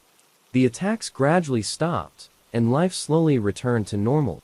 But the memory of that night stayed with me, a reminder of the unknown dangers that lurk in the shadows. Years have passed since my encounter with the chupacabra, but the legend lives on. New stories emerge, each adding to the mystique and fear surrounding the creature. Whether it's a product of folklore or a real, undiscovered species, the chupacabra continues to captivate the imagination and inspire caution among those who live in its purported territory. So, if you ever find yourself in the rural parts of Puerto Rico on a moonlit night, keep your eyes open and your senses sharp. You never know when the chupacabra might decide to make an appearance, a chilling reminder that some legends are rooted in a terrifying reality. My name is Tom, and I've always been a skeptic when it comes to cryptids and mythical creatures. Growing up in the Pacific Northwest, I heard plenty of stories about Bigfoot. But it wasn't until I moved to the remote town of Klamath Falls in Oregon that I encountered a legend I couldn't easily dismiss: the Thunderbird. The Thunderbird is a creature of Native American folklore, described as a giant bird with a wingspan so vast it could create thunder with a flap of its wings and lightning with a blink of its eyes. Locals believe that sightings of the Thunderbird heralded powerful storms. While I enjoyed the stories, I never took them seriously until one fateful summer. I worked as a ranger in the Winema National Forest, a vast, dense expanse of trees, mountains, and lakes. The job was peaceful, a welcome escape from the noise of city life. That summer, unusual weather patterns started to occur: sudden thunderstorms, intense lightning, and heavy rain that seemed to come out of nowhere. One evening, after a particularly intense storm, I was patrolling a remote section of the forest. The air was thick with the scent of rain and pine, and the ground was slick with mud. I drove my Jeep along a narrow dirt road, checking for fallen trees and other hazards. As I rounded a bend, I saw something peculiar in the sky: a massive, dark shape silhouetted against the twilight. At first, I thought it was a low-flying plane, but as it drew closer, I realized it was a bird, an enormous bird. Its wingspan must have been at least 20 feet, and it moved with a grace and power that took my breath away. I pulled over and grabbed my binoculars, focusing on the creature as it soared above the treetops. Its feathers were dark and glossy, and its beak was sharp and hooked. It circled the area for a moment before disappearing into the clouds, leaving me in stunned silence. I radioed back to the ranger station, describing what I had seen. My colleagues were skeptical, teasing me about mistaking an eagle for a thunderbird. But I knew what I had seen was no ordinary bird. It was something extraordinary, something out of legend. The following days were filled with more strange weather: violent thunderstorms that seemed to come out of nowhere, lightning that split the sky, and rain that fell in sheets. Each time, I couldn't help but think of the Thunderbird and the possibility that it was somehow connected to the storms. Determined to find answers, I started researching local legends and talking to the Native American communities in the area. I met with an elder named Joseph, who told me stories passed down through generations about the Thunderbird. He spoke of its immense power, its ability to control the weather, and its role as a protector of the land. Joseph warned me that the Thunderbird was not to be trifled with, that it was a force of nature beyond human understanding. He advised me to respect its presence, and to be cautious in my search. Armed with this knowledge, I ventured deeper into the forest, hoping for another glimpse of the majestic creature. I set up a small campsite near a clearing that Joseph had mentioned, a place where the Thunderbird was said to appear during storms. That night, a storm rolled in, dark clouds swirling overhead, thunder rumbling in the distance. I sat by the campfire, the flames dancing in the wind, my eyes scanning the sky.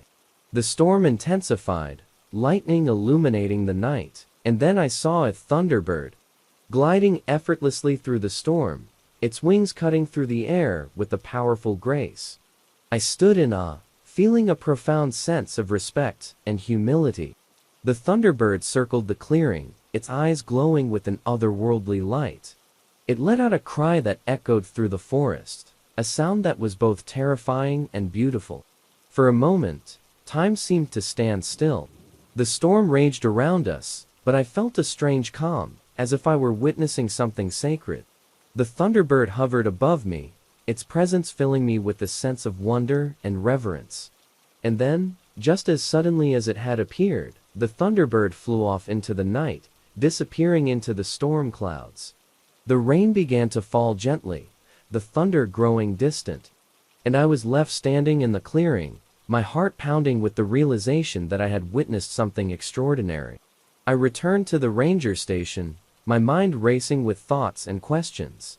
I shared my experience with Joseph, who nodded knowingly. "The thunderbird has shown itself to you," he said. "It is a sign. Respect it, honor it, and it will protect you and the land." From that day on, I looked at the world with a new perspective. The thunderbird was more than just a legend, it was a reminder of the mysteries that still exist in our world, the forces of nature that are beyond our control. I continued my work as a ranger, always mindful of the sky and the storms, always watching for the majestic wings of the thunderbird. And every time a storm rolled in, I couldn't help but feel a sense of awe and gratitude, knowing that somewhere out there, the thunderbird was soaring through the clouds, a guardian of the wild, a symbol of the power and beauty of nature. My name is Tom, and I've always been a skeptic when it comes to cryptids and mythical creatures. Growing up in the Pacific Northwest, I heard plenty of stories about Bigfoot. But it wasn't until I moved to the remote town of Klamath Falls in Oregon that I encountered a legend I couldn't easily dismiss: the thunderbird. The thunderbird is a creature of Native American folklore, described as a giant bird with a wingspan so vast it could create thunder with a flap of its wings and lightning with a blink of its eyes. Locals believe that sightings of the thunderbird heralded powerful storms. While I enjoyed the stories, I never took them seriously until one fateful summer. I worked as a ranger in the Winema National Forest, a vast, dense expanse of trees, mountains, and lakes. The job was peaceful, a welcome escape from the noise of city life. That summer, unusual weather patterns started to occur: sudden thunderstorms, intense lightning, and heavy rain that seemed to come out of nowhere. One evening, after a particularly intense storm, I was patrolling a remote section of the forest. The air was thick with the scent of rain and pine, and the ground was slick with mud. I drove my Jeep along a narrow dirt road, checking for fallen trees and other hazards. As I rounded a bend, I saw something peculiar in the sky: a massive, dark shape silhouetted against the twilight. At first, I thought it was a low-flying plane, but as it drew closer, I realized it was a bird, an enormous bird. Its wingspan must have been at least 20 feet, and it moved with a grace and power that took my breath away. I pulled over and grabbed my binoculars, focusing on the creature as it soared above the treetops. Its feathers were dark and glossy, and its beak was sharp and hooked. It circled the area for a moment before disappearing into the clouds, leaving me in stunned silence. I radioed back to the ranger station, describing what I had seen. My colleagues were skeptical, teasing me about mistaking an eagle for a thunderbird. But I knew what I had seen was no ordinary bird. It was something extraordinary, something out of legend. The following days were filled with more strange weather: violent thunderstorms that seemed to come out of nowhere, lightning that split the sky, and rain that fell in sheets. Each time, I couldn't help but think of the thunderbird and the possibility that it was somehow connected to the storms. Determined to find answers, I started researching local legends and talking to the Native American communities in the area. I met with an elder named Joseph, who told me stories passed down through generations about the thunderbird. He spoke of its immense power, its ability to control the weather, and its role as a protector of the land. Joseph warned me that the thunderbird was not to be trifled with, that it was a force of nature beyond human understanding. He advised me to respect its presence, and to be cautious in my search. Armed with this knowledge, I ventured deeper into the forest, hoping for another glimpse of the majestic creature. I set up a small campsite near a clearing that Joseph had mentioned, a place where the thunderbird was said to appear during storms. That night, a storm rolled in, dark clouds swirling overhead, thunder rumbling in the distance. I sat by the campfire, the flames dancing in the wind, my eyes scanning the sky. The storm intensified, lightning illuminating the night, and then I saw a thunderbird, gliding effortlessly through the storm, its wings cutting through the air with a powerful grace. I stood in awe, feeling a profound sense of respect and humility. The thunderbird circled the clearing, its eyes glowing with an otherworldly light. It let out a cry that echoed through the forest, a sound that was both terrifying and beautiful. For a moment, time seemed to stand still. The storm raged around us, but I felt a strange calm, as if I were witnessing something sacred. The thunderbird hovered above me, its presence filling me with a sense of wonder and reverence. And then, just as suddenly as it had appeared, the thunderbird flew off into the night, disappearing into the storm clouds. The rain began to fall gently, the thunder growing distant, and I was left standing in the clearing, my heart pounding with the realization that I had witnessed something extraordinary. I returned to the ranger station, my mind racing with thoughts and questions. I shared my experience with Joseph, who nodded knowingly. "The thunderbird has shown itself to you," he said. "It is a sign. Respect it, honor it, and it will protect you and the land." From that day on, I looked at the world with a new perspective. The thunderbird was more than just a legend, it was a reminder of the mysteries that still exist in our world, the forces of nature that are beyond our control. I continued my work as a ranger, always mindful of the sky and the storms, always watching for the majestic wings of the thunderbird.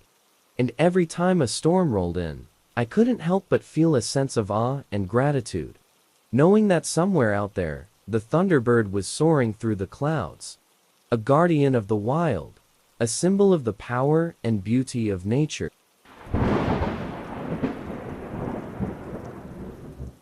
My name is Claire, and I am an ecologist specializing in wetland habitats. I've spent my career traveling to some of the most remote and untamed places on Earth, studying the unique ecosystems and the creatures that inhabit them. My work has taken me to the swamps of the Australian outback, where I encountered a legend that still haunts my dreams, the bunyip. The bunyip is a creature of Aboriginal Australian folklore, described as a monstrous beast lurking in the swamps and billabongs, with a fearsome roar and an insatiable appetite for those who dare to trespass into its domain. Despite the numerous sightings and the tales passed down through generations, many consider the bunyip to be nothing more than a myth. But my encounter with the creature made me believe otherwise. It was the summer of 2018 when I was invited to join a research team, studying the unique flora and fauna of the Coorong wetlands in South Australia. Our team consisted of biologists, botanists, and a few local guides who knew the area well. The Coorong is a place of stunning beauty and harsh wilderness, where the line between reality and legend often blurs. Our base camp was set up near the edge of a large billabong, a seemingly serene body of water surrounded by dense reeds and ancient gum trees. The locals spoke in hushed tones about the bunyip, warning us to be cautious and respectful of the swamp's secrets. We listened politely, but dismissed the stories as mere folklore. One night, as we sat around the campfire, our guide, an elder named Wayan, shared his own encounter with the bunyip.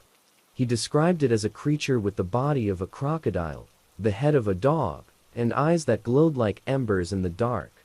His account was so vivid and sincere that it sent chills down my spine, even though I struggled to believe it. The following days were spent collecting samples and observing wildlife. The Coorong was alive with activity, flocks of birds, darting fish, and the occasional splash of a kangaroo taking a drink from the billabong. But as the sun set each evening, a sense of unease settled over our camp. The nights were filled with strange sounds, unidentifiable cries, and eerie splashes that seemed to come from the depths of the swamp. One particularly humid night, as a thick fog rolled in, I decided to take a walk along the edge of the billabong. Armed with a flashlight and my notebook, I ventured into the mist, drawn by a mix of curiosity and the desire to prove that the bunyip was nothing more than a myth. The fog was so dense that it felt like walking through a dream. The only sounds were the croaking of frogs and the distant call of a bird. As I approached a small clearing, I heard a low, guttural growl. I froze, my heart pounding in my chest. The growl grew louder, and I realized it was coming from the water. Slowly, raised my flashlight and pointed it towards the billabong. The beam of light cut through the fog, illuminating the surface of the water. At first, I saw nothing but ripples. But then, something massive broke the surface, a dark shape with glowing eyes and a long, sinuous body. It was the bunyip. The creature stared at me with those fiery eyes, and I felt a wave of primal fear wash over me. It let out a roar that echoed through the night, a sound so powerful it seemed to shake the very ground beneath my feet. I stumbled backward, tripping over a root and falling into the mud. For a moment, I lay there, paralyzed with fear.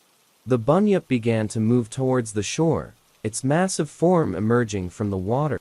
I scrambled to my feet and ran, not daring to look back. The fog swallowed me up as I sprinted back to camp, my mind racing with disbelief and terror. When I burst into the clearing, gasping for breath, my colleagues gathered around me, their faces etched with concern. I tried to explain what I had seen, but my words came out in a jumbled mess. Wayan stepped forward, his expression grave but understanding. "You have seen the bunyip," he said quietly. "It is a guardian of the swamp. We must respect its territory and its secrets."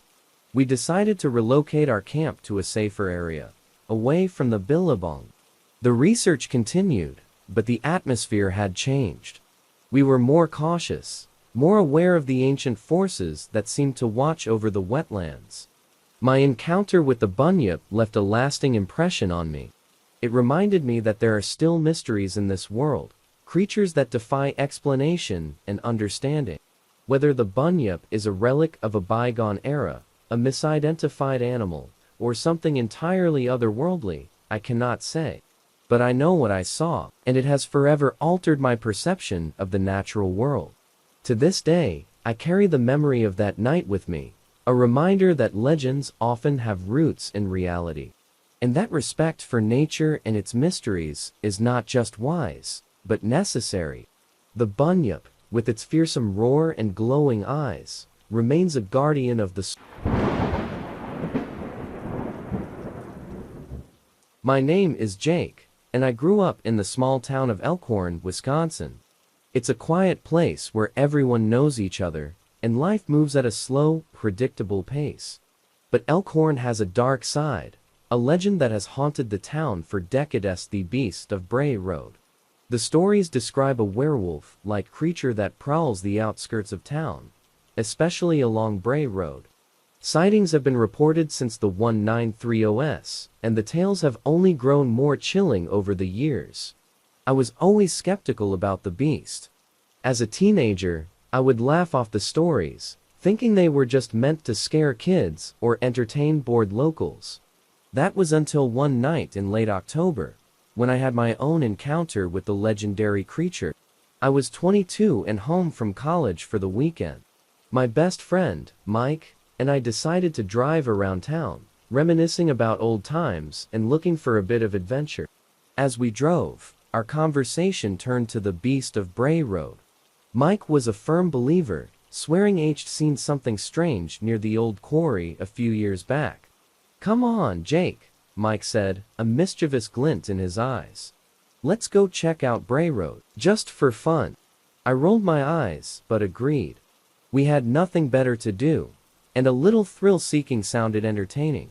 We drove out to Bray Road, the headlights of Mike's truck cutting through the darkness. The road was narrow and surrounded by dense woods, with only the occasional farmhouse breaking the monotony. We drove slowly, windows down, listening to the sounds of the night. The air was crisp, filled with the scent of fallen leaves and the distant call of an owl. For a while, nothing happened, and I was about to suggest heading back when Mike suddenly slammed on the brakes. "Did you see that?" he whispered, pointing towards a field on our right. I strained my eyes, peering into the darkness. At first, I saw nothing, just shadows and moonlight. But then, saw it a large, dark figure moving slowly along the edge of the woods. It was too big to be a deer or a coyote. It moved with a strange, lopping gait, its body hunched over and covered in thick fur. "Holy shit," I muttered, my heart pounding. "Is that the beast?" Mike said, his voice barely above a whisper. We watched in stunned silence as the creature moved closer to the road. Its eyes glowed with an eerie, yellow light, reflecting the headlights. It stopped and turned to look directly at us, and I felt a chill run down my spine. The creature's face was a horrifying mix of human and wolf, with sharp teeth bared in a snarl. Mike fumbled for his phone, trying to get a picture, but the beast let out a low, menacing growl that seemed to reverberate through the truck. Without thinking, I reached over and slapped the phone out of his hand. "Don't," I said, my voice trembling. "We need to get out of here, now." Mike nodded, his face pale, and he hit the gas. The truck sped down Bray Road, leaving the beast behind. We didn't stop until we were back in town, pulling into the parking lot of a 24-hour diner. We sat there for a moment, trying to catch our breath and process what we had just seen. "Do you think anyone will believe us?" Mike asked, breaking the silence. I shook my head. "Probably not, but we know what we saw." The encounter left us both shaken. We decided to keep it to ourselves, not wanting to be the subject of ridicule. But the memory of the beast stayed with me, haunting my dreams and making me question everything I thought I knew about the world. A few weeks later, I did some research on the beast of Bray Road, hoping to find some rational explanation. I learned that sightings of the creature dated back to the 1930s, with people describing a werewolf-like beast that roamed the outskirts of Elkhorn. Some believed it was a misidentified animal, while others thought it was a supernatural entity, a guardian of the land, or a spirit of vengeance. The stories varied, but one thing was clear: those who had seen the beast were never the same. Some moved away, unable to cope with the fear and the memories. Others became obsessed, spending their lives searching for answers. I tried to put the encounter behind me, but it was impossible to forget the yellow eyes, the growl, and the sense of being watched. Years passed, and I moved on with my life. I finished college, got a job, and started a family. But the beast of Bray Road was always in the back of my mind, a shadow lurking in the corners of my thoughts. Occasionally, I would hear stories of new sightings, but I kept my distance, not wanting to revisit that terrifying night. Then, one summer, received a call from Mike. He was back in Elkhorn and wanted to catch up. We met at the same diner where we had stopped that fateful night, now a little older and hopefully a little wiser. As we talked, the subject inevitably turned to the beast. Mike confessed that he had never stopped thinking about it, that it had become a sort of obsession for him. He wanted to go back to Bray Road, to see if the creature was still out there. "Are you crazy?" I asked, my stomach tightening at the thought. "We barely got out of there last time." "I know," Mike said, his eyes serious. "But I need to know, Jake. I need closure." Against my better judgment, I agreed to go with him. Maybe it was the old thrill-seeker in me, or maybe I just wanted to face my fears. We waited until nightfall and drove out to Bray Road once more. The road looked the same as it had all those years ago, dark and foreboding. We parked the truck and stepped out, the cool night air wrapping around us. For a long time, we stood in silence, listening to the sounds of the night. Suddenly, we heard a low growl, coming from the woods. My heart raced, but I forced myself to stay calm. We had come here for a reason, and I wasn't about to back out now. The growl grew louder, and then we saw the beast of Bray Road, emerging from the shadows. It was just as terrifying as I remembered, its yellow eyes glowing with an unnatural light. But this time, something was different. It didn't snarl or growl, it simply watched us, its eyes filled with a strange, almost human intelligence. For a moment, we stood, man and beast, locked in a silent standoff. Then, the beast turned and disappeared into the woods, leaving us standing in stunned silence. We never spoke of that night again. We had found our closure, but it came with a precious reminder that some mysteries are better left unsolved. The Beast of Bray Road remains a legend, a dark shadow lurking in the outskirts of Elkhorn, a testament to the unknown and the power of fear. And as I lay awake at night, I can't help but wonder if the beast is still out there, watching and waiting, a guardian of the darkness, a reminder that some legends are rooted in a terrifying reality.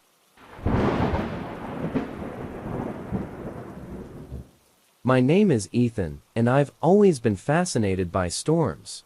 Growing up in a small town in the Pacific Northwest, I spent countless hours watching the sky, mesmerized by the power and beauty of nature's fury. I became a meteorologist, dedicating my life to studying weather patterns and chasing storms. But nothing in my career prepared me for the encounter that changed everything: Thunderbird. The legend of the Thunderbird is well known among Native American tribes of the Pacific Northwest. They describe it as a massive bird, with wings so large they create thunder when they flap, and eyes that shoot lightning. While many dismiss it as myth, there have been numerous sightings throughout history, often coinciding with severe storms. It was the spring of 2020, and I was working for a local news station, tracking a series of unusual storms that were moving through the region. The storms were unlike anything I had seen: intense lightning, deafening thunder, and winds powerful enough to uproot trees. Reports were coming in of strange sightings and mysterious lights in the sky. My colleague, Sarah, and I decided to investigate further. We drove out to a remote area near Mount Rainier, where the storm activity seemed to be the most intense. The sky was dark and foreboding, clouds swirling ominously above us. As we set up our equipment, the first drops of rain began to fall, quickly escalating into a torrential downpour. We huddled under a makeshift shelter, watching the storm unfold. The lightning was almost constant, illuminating the landscape in eerie flashes. Suddenly, the wind picked up, and the air grew thick with electricity. It was then that we saw a massive shadow moving through the clouds, its wings creating a deafening clap of thunder. I grabbed my camera and started filming, my hands shaking with excitement and fear. The shadow grew closer, and as a bolt of lightning lit up the sky, we saw it clearly for the first time: a bird of impossible size. Its wings spanning the horizon, its eyes glowing with an otherworldly light. Sarah gasped, and I felt a chill run down my spine. The Thunderbird let out a piercing cry, a sound that seemed to reverberate through the very ground beneath us. It swooped down, its massive wings stirring up a whirlwind of rain and debris.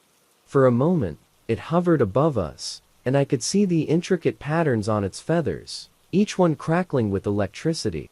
Just as quickly as it appeared, the Thunderbird vanished into the storm, leaving us standing in stunned silence. We reviewed the footage, our hearts pounding with the realization of what we had just witnessed. The video was blurry and chaotic, but there was no mistaking the massive bird that had flown over us. We packed up our gear and headed back to the news station, eager to share our findings. The reaction was mixed. Some were amazed, while others were skeptical, dismissing it as a trick of the light or a figment of our imaginations. But Sarah and I knew what we had seen, and we were determined to uncover the truth. Over the next few weeks, we interviewed locals who claimed to have seen the Thunderbird. Their stories were strikingly similar: encounters with the giant bird during severe storms, its presence heralded by thunder and lightning. Each account added weight to our own experience, convincing us that the Thunderbird was real. We continued our research, delving into historical records and ancient legends.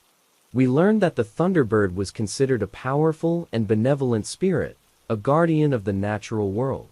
The Native American tribes believed it brought rain and controlled the storms, a symbol of strength and resilience. Our investigation led us to an elder named Naya, a respected storyteller and keeper of traditions. She welcomed us into her home and listened patiently as we recounted our encounter. When we finished, she nodded thoughtfully.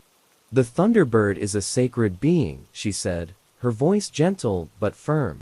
It appears to those who need to be reminded of the power and beauty of nature. It is not something to be feared, but respected. Her words resonated with me. The thunderbird was not just a creature of legend, but a symbol of the awe-inspiring forces of nature that we, as humans, often take for granted. It reminded me of the importance of respecting the environment and the delicate balance that sustains life. As we left Nyas's home, I felt a renewed sense of purpose. Our encounter with the thunderbird had changed me, deepening my appreciation for the natural world and the mysteries it holds.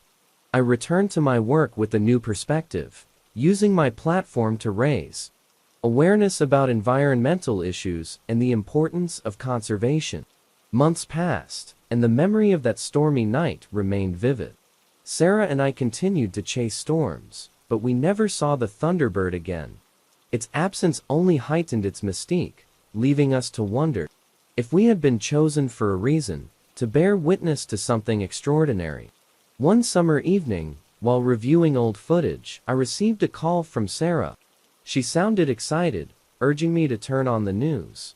I switched on the TV and saw a live report from a nearby town, where a severe storm had just passed. The reporter was interviewing a group of children who claimed to have seen a giant bird with wings that created thunder. I smiled, knowing that the legend of the thunderbird lived on. It was a reminder that some mysteries are meant to be experienced rather than solved.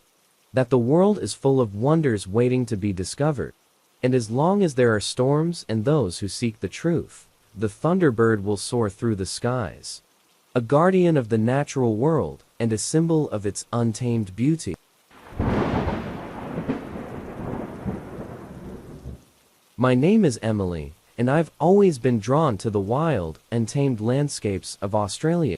As a wildlife photographer, I've spent countless hours exploring its vast outback, dense forests, and mysterious swamps. But it was during a trip to the wetlands of southern Australia that I encountered something that would haunt my dreams for years: the bunyip.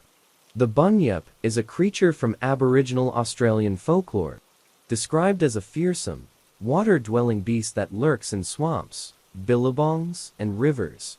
The stories varied, with some depicting it as a monstrous amphibian with long fangs and a terrifying roar, while others described it as a creature with a dog-like face, flippers, and tusks.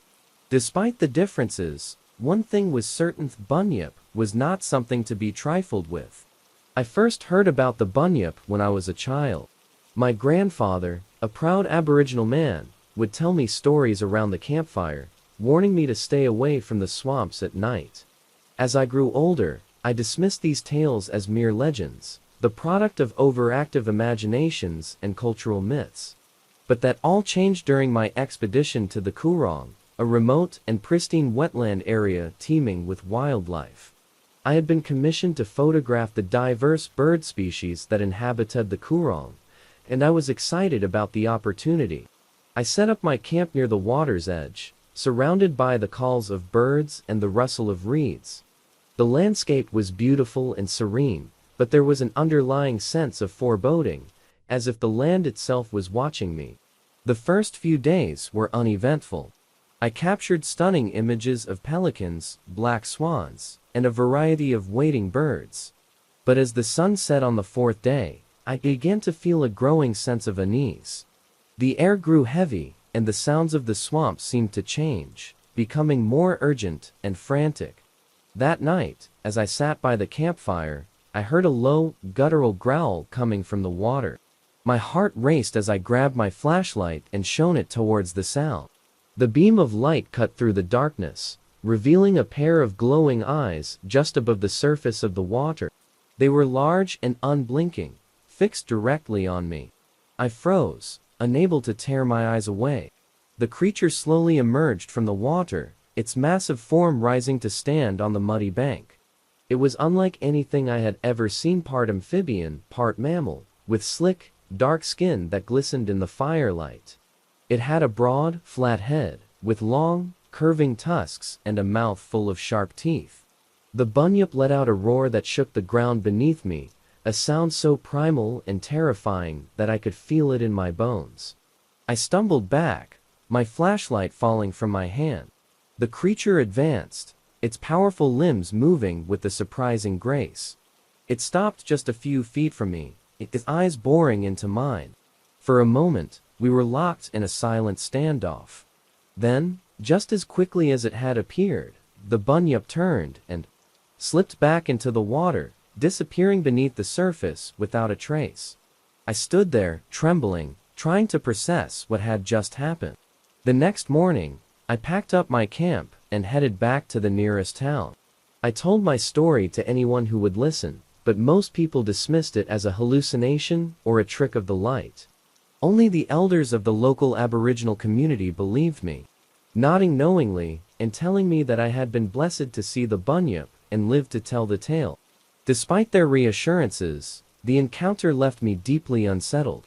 I couldn't shake the image of those glowing eyes or the sound of that bone-chilling roar. I tried to focus on my work, but my mind kept drifting back to that night in the Coorong. In an effort to find some closure, I decided to return to the wetlands. I contacted Dr. Andrew Foster, a renowned cryptozoologist who had spent years studying the legends of the bunyip. He agreed to join me on another expedition, eager to see if we could find any evidence of the creature's existence. We set up camp in the same spot where I had my encounter, and Dr.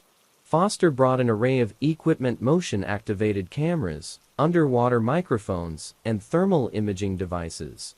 We spent days exploring the area, documenting the wildlife, and setting up our gear. On the fifth night, we finally got our break. Just after midnight, the motion-activated cameras caught something large moving through the water. We watched the footage in awe as a massive, shadowy figure emerged onto the bank. It was the bunyip, captured on film for the first time. Dr. Foster was ecstatic, but our excitement quickly turned to fear as we heard the same low growl I had heard months before. We stepped out of the tent, flashlights in hand, and saw the creature standing at the water's edge, watching us. This time, however, we were prepared. Dr. Foster calmly spoke to the bunyip, his voice steady and respectful. He explained that we were there to learn and to document, not to harm. To our amazement, the bunyip seemed to understand. It watched us for a few moments before turning and disappearing back into the swamp. The encounter was surreal, but it confirmed what I had known all along: bunyip was real. Over the next few weeks, we gathered more footage and data, piecing together the first comprehensive study of the creature. Our findings were published in scientific journals, sparking both excitement and controversy. Many scientists were skeptical, but the evidence was undeniable. The bunyip had finally stepped out of the realm of legend and into the light of scientific inquiry. My encounter with the creature had not only changed my life, but had also opened a new chapter in the study of cryptozoology. I continued my work as a wildlife photographer, but my focus shifted. I became an advocate for the protection of the wetlands and the mysterious creatures that called them home. The bunyip taught me that the world is full of wonders, and that sometimes the most extraordinary discoveries come from the places we least expect. To this day, the memory of that night in the Coorong remains vivid. The bunyip, the guardian of the swamp, is a reminder of the beauty and mystery of the natural world. And as long as there are those willing to look beyond the surface, the secrets of the wild will continue to reveal themselves, one legend at a time. My name is Daniel, and I've spent the last decade exploring the dense jungles of Southeast Asia as a wildlife biologist. My work took me to some of the most remote and untouched regions of the world, where I studied the diverse ecosystems and the creatures that inhabited them. But there was one encounter that stood out above all others, an encounter that left me questioning everything I thought I knew about the natural world. It was the night I came face to face with the ahul. The ahul is a cryptid from Indonesian folklore, described as a giant bat or flying primate, with an enormous wingspan and a distinctive, haunting call that sounds like a hool. The stories told of a creature that swooped down from the treetops to snatch its prey, its presence heralded by that eerie cry. Like many cryptids, the Ahul was dismissed by mainstream science as myth, but I had always been intrigued by the tales. It was the summer of 2019, and I was deep in the rainforests of Java, working on a project to document the region's nocturnal wildlife. I was accompanied by my assistant, Arif, a local guide with an extensive knowledge of the area's flora and fauna. Our camp was set up near the banks of a secluded river, surrounded by towering trees and thick underbrush. The jungle was alive with the sounds of insects, frogs, and the occasional distant call of a bird. On the third night of our expedition, we decided to venture deeper into the forest to set up motion-activated cameras. The air was thick with humidity, and the canopy above us created a near-total darkness, only broken by the beams of our flashlights. We moved cautiously, aware of the many dangers that lurked in the jungle. As we set up the last camera, Arif froze, his hand shooting up in a signal to be silent. I strained to listen, and heard a distant, echoing call that sent a shiver down my spine. Ahul, Ahul. It was unlike any animal sound I had ever heard, both mournful and menacing. Arif whispered, "It's the Ahul. We need to be careful." I nodded, my heart pounding with a mix of excitement and fear. We finished setting up the camera and began making our way back to camp, moving as quietly as possible. The jungle seemed to close in around us, the trees casting long, twisting shadows in the moonlight. Suddenly, the call came again, much closer this time. Ahul. I swung my flashlight towards the sound and caught a glimpse of something massive moving through the trees. The beam of light reflected off a pair of large, glowing eyes, and I saw the outline of enormous wings. Before I could react, the creature swooped down, passing just overhead with the rush of wind. It let out another cry, the sound reverberating through the jungle. I fell to the ground, scrambling to get my camera out, while Arif stood frozen, his face pale with fear. The Ahul landed on a nearby tree branch, its wings partially spread. It was an awe-inspiring sight, about the size of a man, with leathery wings that spanned nearly 10 feet. Its body was covered in dark, matted fur, and its face was a strange mix of bat and primate, with sharp, intelligent eyes that seemed to study us. I raised my camera, my hands shaking, and managed to snap a few pictures. The flash startled the Ahul, and it let out another cry, taking to the air in a powerful leap. We watched as it disappeared into the darkness, its calls fading into the distance. Back at camp, we reviewed the footage and the photos. They were grainy and blurred, but there was no mistaking the outline of the Ahul. Arif and I knew we had witnessed something extraordinary, something that defied explanation. The next day, we shared our experience with the rest of the team. Some were skeptical, but others, especially the locals, nodded in understanding. The Ahul was a part of their heritage, a creature of legend that lived in the shadowy depths of the jungle. Determined to learn more, we spent the next few weeks interviewing villagers and elders, collecting stories and accounts of Ahul sightings.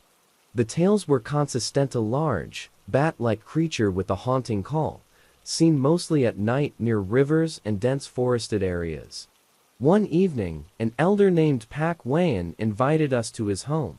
He had lived in the area his entire life, and was a respected figure in the community. He listened to our story with a thoughtful expression, then began to speak. "The Ahul is an ancient being," he said. "It has lived in these forests long before humans came. It is a guardian, a spirit of the jungle. It only shows itself to those who respect the land and its creatures." His words resonated with me. The Ahul was not just an animal. It was a symbol of the jungle's untamed and mysterious nature. It reminded me of the delicate balance that existed in the wild, a balance that we, as humans, often disrupted. Our encounter with the Ahul changed the course of our expedition. We shifted our focus to conservation, working with local communities to protect the fragile ecosystems of the jungle. The footage and photos we had captured sparked interest and support from conservation groups worldwide, and our project gained new momentum. As the months passed, I couldn't shake the memory of that night. The Ahul's call still echoed in my mind, a haunting reminder of the encounter that had altered my perspective on the natural world. I continued my work, driven by the knowledge that there were still mysteries out there, waiting to be discovered. Years later, returned to Java, this time as part of a larger conservation effort. The jungle had changed, but it still held its secrets. I often found myself wandering the same paths, hoping for another glimpse of the Ahul. While I never saw the creature again, its presence was always felt, a silent guardian of the night. The Ahul taught me to respect and cherish the wild places of the world. It showed me that some legends are rooted in truth, and that the natural world is full of wonders beyond our understanding. As I continue my journey as a biologist and conservationist, I carry the memory of the Ahul with me, a symbol of the beauty and mystery that lies in the heart of the jungle. My name is Rachel, and I've always been captivated by the unexplained. As an investigative journalist, I've chased down countless stories of the strange and mysterious. My work has taken me to abandoned buildings, desolate highways, and deep forests. But none of those experiences prepared me for what I found in Loveland, Ohio. It was there that I came face to face with the legendary Frogman. The legend of the Loveland Frogman dates back to the 1950s. Described as a humanoid frog about 4 feet tall, with leathery skin and a frog-like face. The creature had been spotted by locals near the Little Miami River. Over the years, there were sporadic sightings, each one adding to the mystique of the Frogman.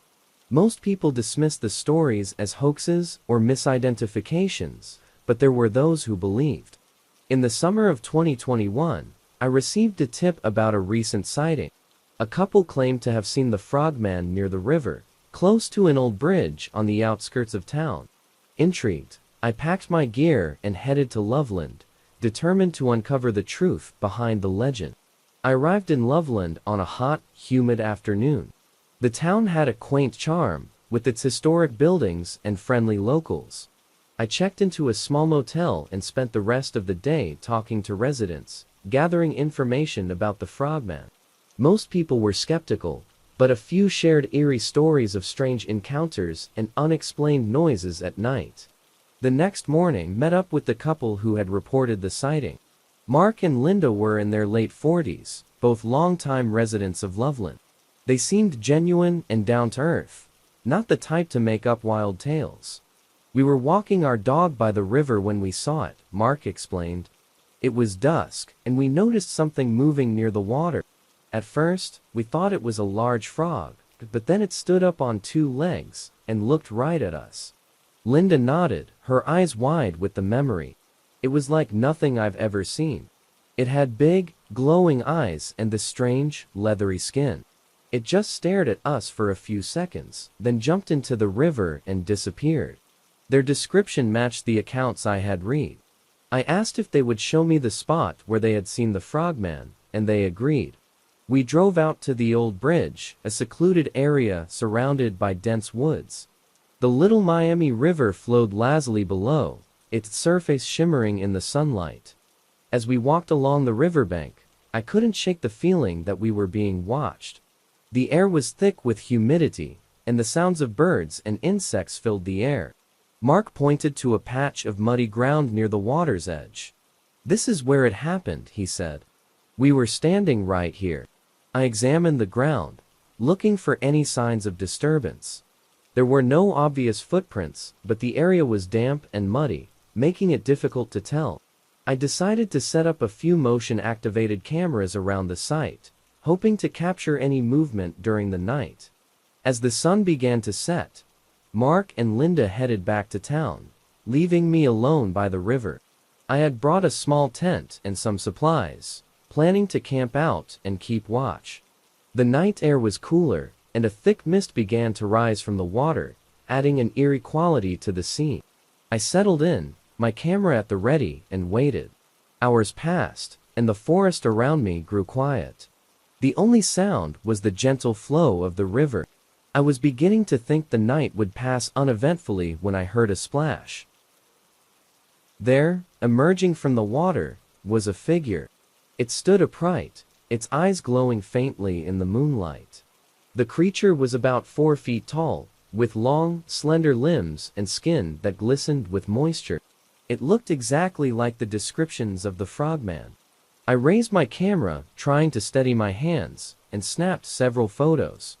The frogman turned its head towards me, its eyes locking onto mine. For a moment, we were frozen, staring at each other. Then, with a powerful leap, it dived back into the river, disappearing beneath the surface. I sat there, breathless, trying to process what I had just witnessed.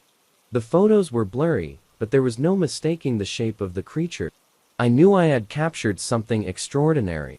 The next day, I reviewed the footage from the motion-activated cameras. Most of it showed nothing but the empty riverbank, but one camera had recorded a brief glimpse of the frogman as it moved through the trees. It wasn't definitive proof, but it was enough to convince me that the legend was real. I spent the next few weeks in Loveland, digging deeper into the history of the frogman. I interviewed more locals, some of whom had their own strange encounters to share. I visited the local library, poring over old newspapers and records. The more I learned, the more I became convinced that the frogman was not just a legend, but a real, living creature. One evening, I met with a retired police officer named Jack, who claimed to have seen the frogman back in the 1970s. He had been patrolling the area near the river when he saw the creature standing in the road, illuminated by his headlights. "I never told anyone about it," Jack said, sipping his coffee. "People would-be thought I was crazy. But I know what I saw. That thing was real." Jack's story added another layer to the mystery. I began to wonder if the frogman was some kind of undiscovered species, a creature that had managed to remain hidden in the remote areas around Loveland. I contacted a few experts in cryptozoology who were intrigued by my findings and offered their insights. Despite the skepticism from some quarters, my story gained traction. I published a series of articles detailing my investigation, complete with the photos and footage I had gathered. The response was overwhelming, with readers fascinated by the possibility of a real-life frogman. As my time in Loveland came to an end, I felt a sense of fulfillment. I had come seeking answers, and found more than I had ever expected. The frogman remained an enigma, but I knew that my work had brought it into the light, giving people a glimpse of the unknown. Years later, I still think about that night by the river. The encounter with the frogman changed me, deepening my belief in the mysteries that still exist in our world. I continue to chase stories of the unexplained, always hoping for another moment like the one I experienced in Loveland. The frogman remains a symbol of the wonder and mystery of nature, a reminder that there are still secrets waiting to be discovered. And as long as there are those who seek the truth, the legends will live on, inspiring new generations to explore the unknown.